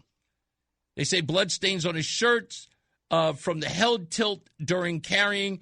Bunched clothing on the right thigh from the downward force. This is all much more complicated to at least explain. 35-degree Angle, atypical for suicide. Unsupported shotgun recoil, would eject it violently, but no facial tearing. Suggests head held back while he was shot. It's just a whole bunch of other stuff. I don't know what to make of it. I think the only thing that really is curious here is I don't know. This is not the kind of crime that I can pin on Courtney Love. I don't know why. I just can't. I don't know why. It just seems weird. But I figured I'm going to go down this rabbit hole eventually. It's just going to, more and more details are going to come out of it. I wonder who they're going to implicate. I actually checked to see if there was any implication about Courtney Love in all of this. But she's, of course, always faced accusations in the past, but no one's ever come for her. So, and I don't know. We'll see. We'll see what happens. Steve is in Andover. How are you doing, Steve? What's up, buddy? Hey, good afternoon. Sorry about hanging up on you earlier. No biggie. Hey, God. So I had to work yesterday, and I'd like to get in, if you don't mind. Can I get in on a conversation a little bit from yesterday? What was that about? The whole police thing in Lamont and the laws. And yeah. Proposals. Yeah, I know you were talking about it at the beginning of today's show, just briefly. Yeah. What do you got?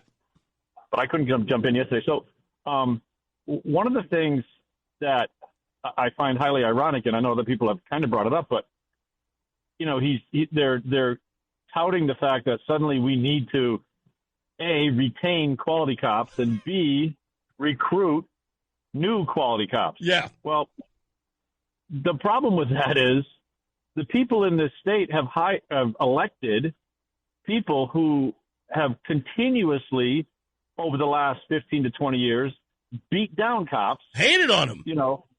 Just slowly, and chipped away at their jobs and chipped away at everything. And, so you start with, back in the late, 2009, they changed possession of heroin, possession of cocaine, possession of methamphetamine from a felony to a misdemeanor. Mm-hmm. So right away, they're giving the public, hey, yeah, you know what? It's okay. You guys can, have these drugs. They're not as bad as everyone thinks, right? So there's the first sort of chip.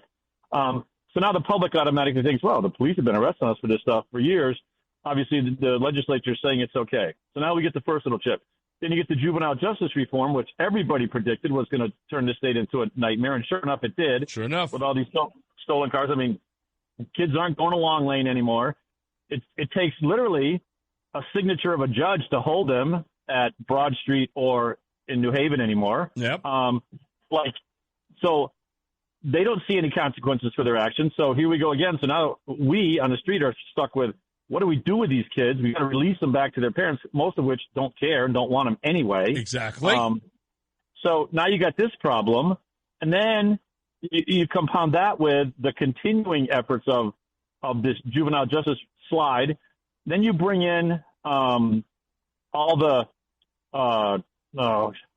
forgive me on his name here right now. My mind's blanking.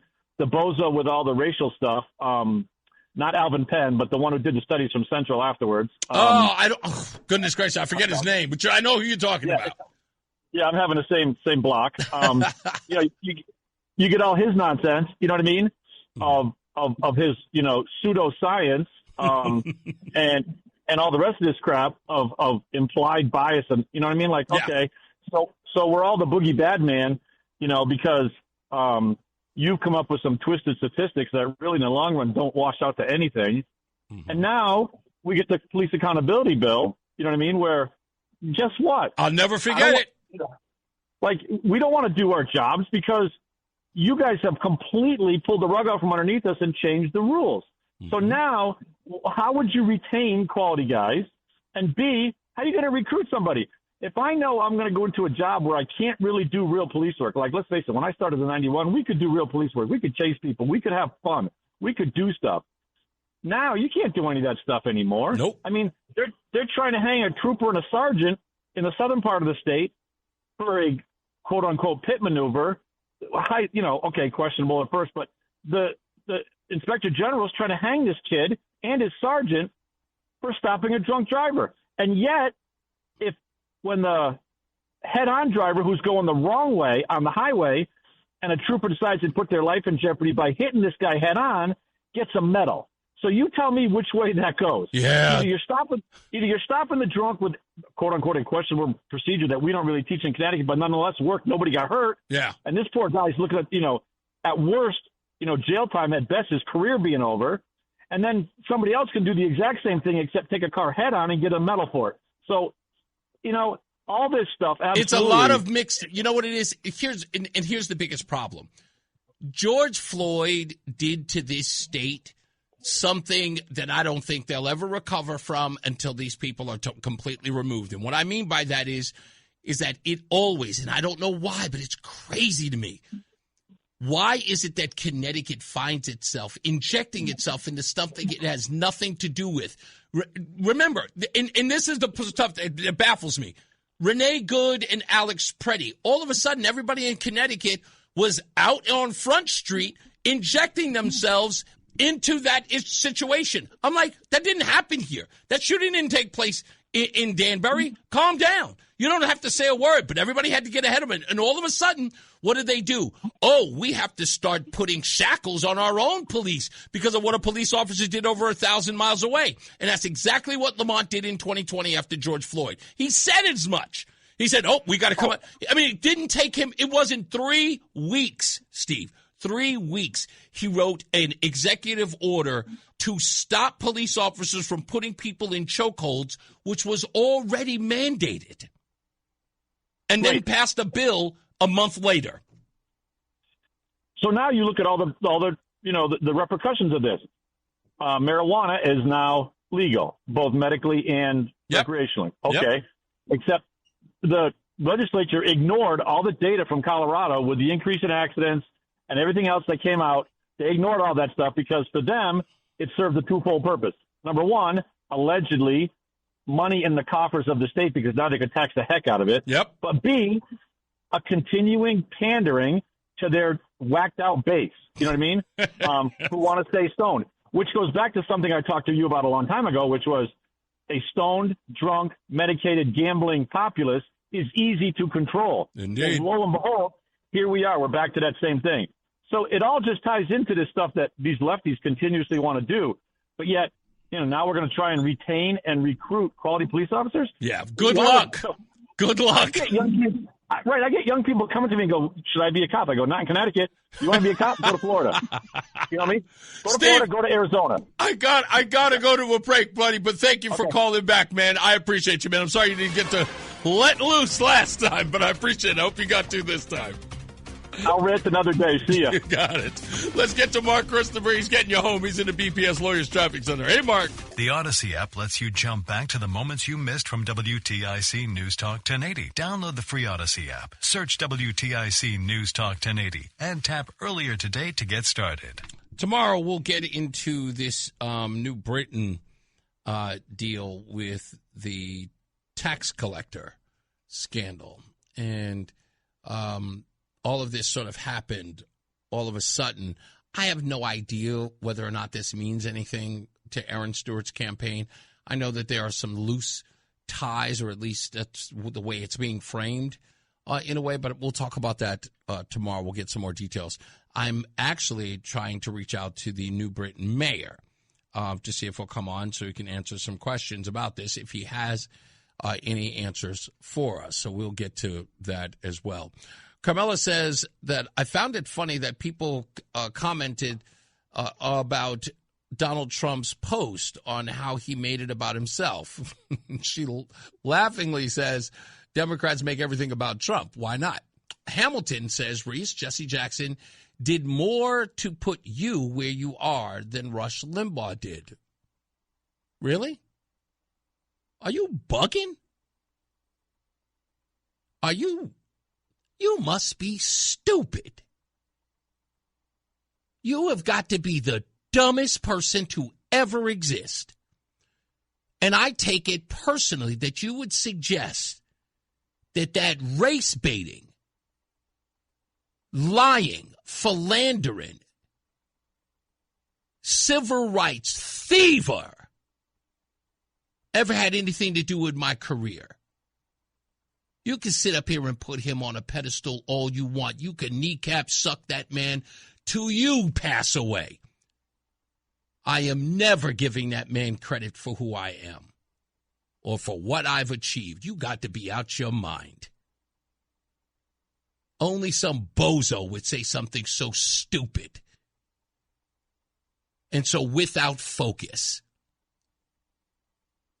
You think Jesse Jackson, what do you think? Because I'm black, he's black, and just because he existed, that means that he forged some sort of pathway in my life?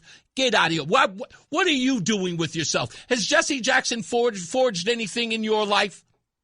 Huh? Seriously. Where do you mop floors? Huh? Did Jesse Jackson make that possible? Huh? Huh? Where are you taking out the garbage?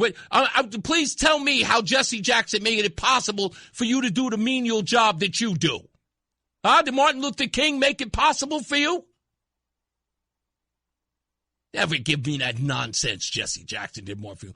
Rush Limbaugh did everything for me. Jesse Jackson, if he taught me anything, he would have taught me how to whine, how to beg, how to take the white man's money as a handout with no give back. Jesse Jackson would have taught me how to use black people to promote myself, patting myself on the back while I stood on the backs of black folks. That's what he would have taught me. But you know my career. I sound nothing like Jesse Jackson. You know that better than anybody. Jesse Jackson sounds like the absolute opposite of Reese on the radio. So how can you say that he forged anything for me? If he did, I'd be sounding like that groveling grievance hustler. Let's get another check of traffic and weather. Mark Christopher, he's in the BPS Lawyers Traffic Center. Hey, Mark. What's up, everybody? You know who it is. You know who it is. You know who it is. It's Reese on the radio. Frederick Douglass of the 21st century. It's WTIC News Talk 1080. All right, we're back. We're almost out of here. We'll get to your phone calls in a heartbeat. No, you can't touch a nerve, Hamilton, just so you know. You can't touch a nerve. You're not that bright. You're not that bright. Just don't insult me. I know an insult when I hear one. And I'll take lightly. I'll take insults lightly. When you're trying to insult me, I understand it. I'm not stupid. I know when you're trying to insult me.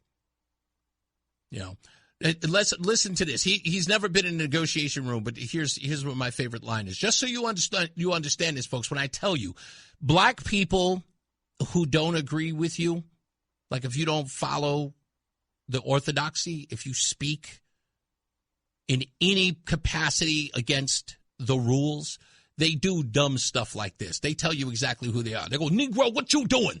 What you out there doing? You ain't supposed to be talking, thinking for yourself. You better follow the rules, boy. Now, to show you how dumb this dude is, do you really think that WTIC would have hit red, your self-hating behind, when Jesse Jackson was fighting for equal rights? Why do you hate your own people so much? Let me explain something to you. I don't hate them as much as your gangbangers do. I don't hate them as much as your drug dealers do. I ain't never killed any black people in the streets. The only thing I ever tried to do was educate them and tell them that there was a different way. I don't hate them enough to murder them, and I damn sure don't hate them enough to ignore when they're being murdered or when they're aborting their babies like you do. Why do you hate your people so much? Why do you hate your people so much that you turn a blind eye to them murdering themselves and poisoning themselves? Why do you hate them so much that you run in fear of capitalism? Why is it? Why are you so fearful of black kids in your community that'll sooner take your head off instead of teaching them the right way to be family-oriented and education-oriented? You find more time to come here and criticize me for my words, but while evil deeds happen in the hood, you say nothing. You contribute nothing to them. Why are you a step-and-fetch-it for white liberals? Why are you a sellout Negro? Why are you a sellout? Why do you bow down to the party of slavery, to the party of handouts, The party that doesn't think you're smart enough to vote. You think you're too stupid to get an ID. Too stupid to make decisions for yourself. You're quick to come here and criticize me because you're afraid of your own people. You should be afraid of me because more people will join me and get ostracized while more of the people you claim to care about die because you will stay silent as they murder themselves. I don't care if you folks run. I don't care if you never listen to me. But you keep coming back. Can't understand why. You keep coming back. Maybe it's because of your propensity to be addicted. Maybe that's what it is. Maybe you keep coming back for the hard truth because you can't help yourself. You have no idea why WTIC hired me. Don't pretend to know, Kreskin. Slow your roll. Remember who's watching who. You're watching me. That's the way it is. Okay? You're afraid of me. That's why you come after me. I don't blame you. You should be afraid. Every day. Let's go to my friend, White Mike. What's going on, partner? Hey, man, I'll tell you, first of all, I like your people. Your people are kind of cool at moments. I mean, like, I got limits and whatnot. Like, I don't want to go to a movie with y'all. Because I'd like to watch I don't shout at the movies, man. I'm just as bad as you when people start doing that in the movie theater. I can't stand it. That, sir, is why when the race war starts, I'm vouching for you. Well, thank you, Mike, because that's what I need. Listen to me. If the race war starts, you know what I'm going to be doing? What I always do. I'm going to sit in the house and watch, and I'll report on it the next day. Oh, I'm not sitting in the house and watching. Trust me, I'm going to get some scalps. So I'm going to change the subject a little bit here. Yeah, what do you got? I think that more people would benefit by being racist than they understand, and I'll tell you why. Okay. Keep it clean, but you're saying that... Wait. You're saying that people would be more beneficial. Now, are you saying that they'd be safer? They'd be, their life would just work out better if they listen to that little racist voice in their head. Okay. And I'll tell you, just an example, if you were to walk into a dental office, right, and the guy comes up to you and he sounds like Apu Nahasapita Pedalon, and he goes, "Good afternoon, sir. I'm going to work on your tooth." You should freaking run. Oh, come on. Away. That's not fair. Away. I've actually, there are plenty of people. Are you working in office with someone of that descent? Is that what you're saying? Is this a personal grievance? This is a personal grievance. Trust me when I tell you, he's not the first one. I'm not saying that if this is Bobby Patel and he grew up in America, you can, okay? Okay, so you're saying that this individual, hold on, I just want to make sure this is clear. This particular individual got his training outside of the United States? I will tell you that if you understand these people are economic mercenaries and they're not here to become Americans or give a crap about you. They're here to suckle the teat of the American capitalist system. Understood. You will understand that they don't care about you. Right. Do you need somebody? You know how you think that, the thing where like, oh, you shouldn't go to a white dentist if you're a black guy. They don't like you. Well, that's nonsense because white dentists have ethics. These people don't have ethics because they're not Christian. They're not Christian. So you're dealing with a pagan people who don't have any concept of hell or heaven, and they don't have any compunction in screwing you because they don't have God watching them. They have one of their 87 demons watching them. So evil. Listen to me. I get what you're saying here. Because it's in a roundabout way, sometimes you make a point, but it always has to be with such vitriol. But I get what you're saying, because everyone, when you're doing something like that, you're dealing with, dentistry or even any medical procedure, you kind of need someone with a moral compass. And if anything goes, anything goes, right? It doesn't matter if they screw you over because they don't have a moral center. And only white people have a suicidal altruism toward the out group.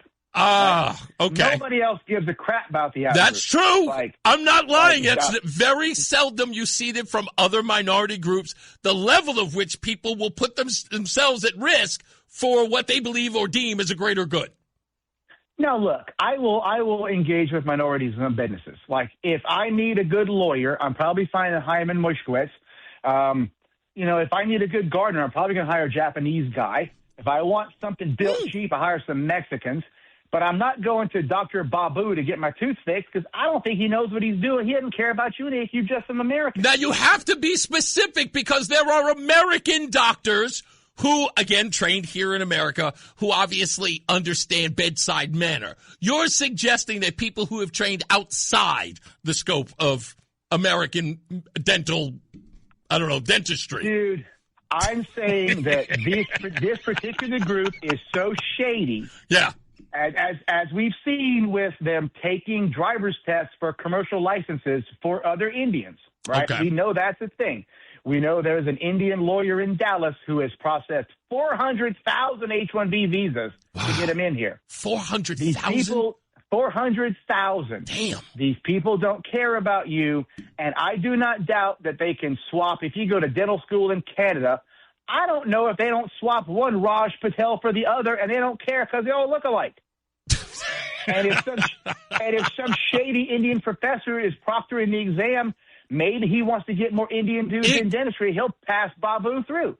Yeah, that's the dude. I'm telling you, the guy I work with. I'm lucky I can tell you nothing because I'm 2,000 miles away from you. I swear to God, there's no way this guy went through dental school. Really? There's no way. He's just that when bad.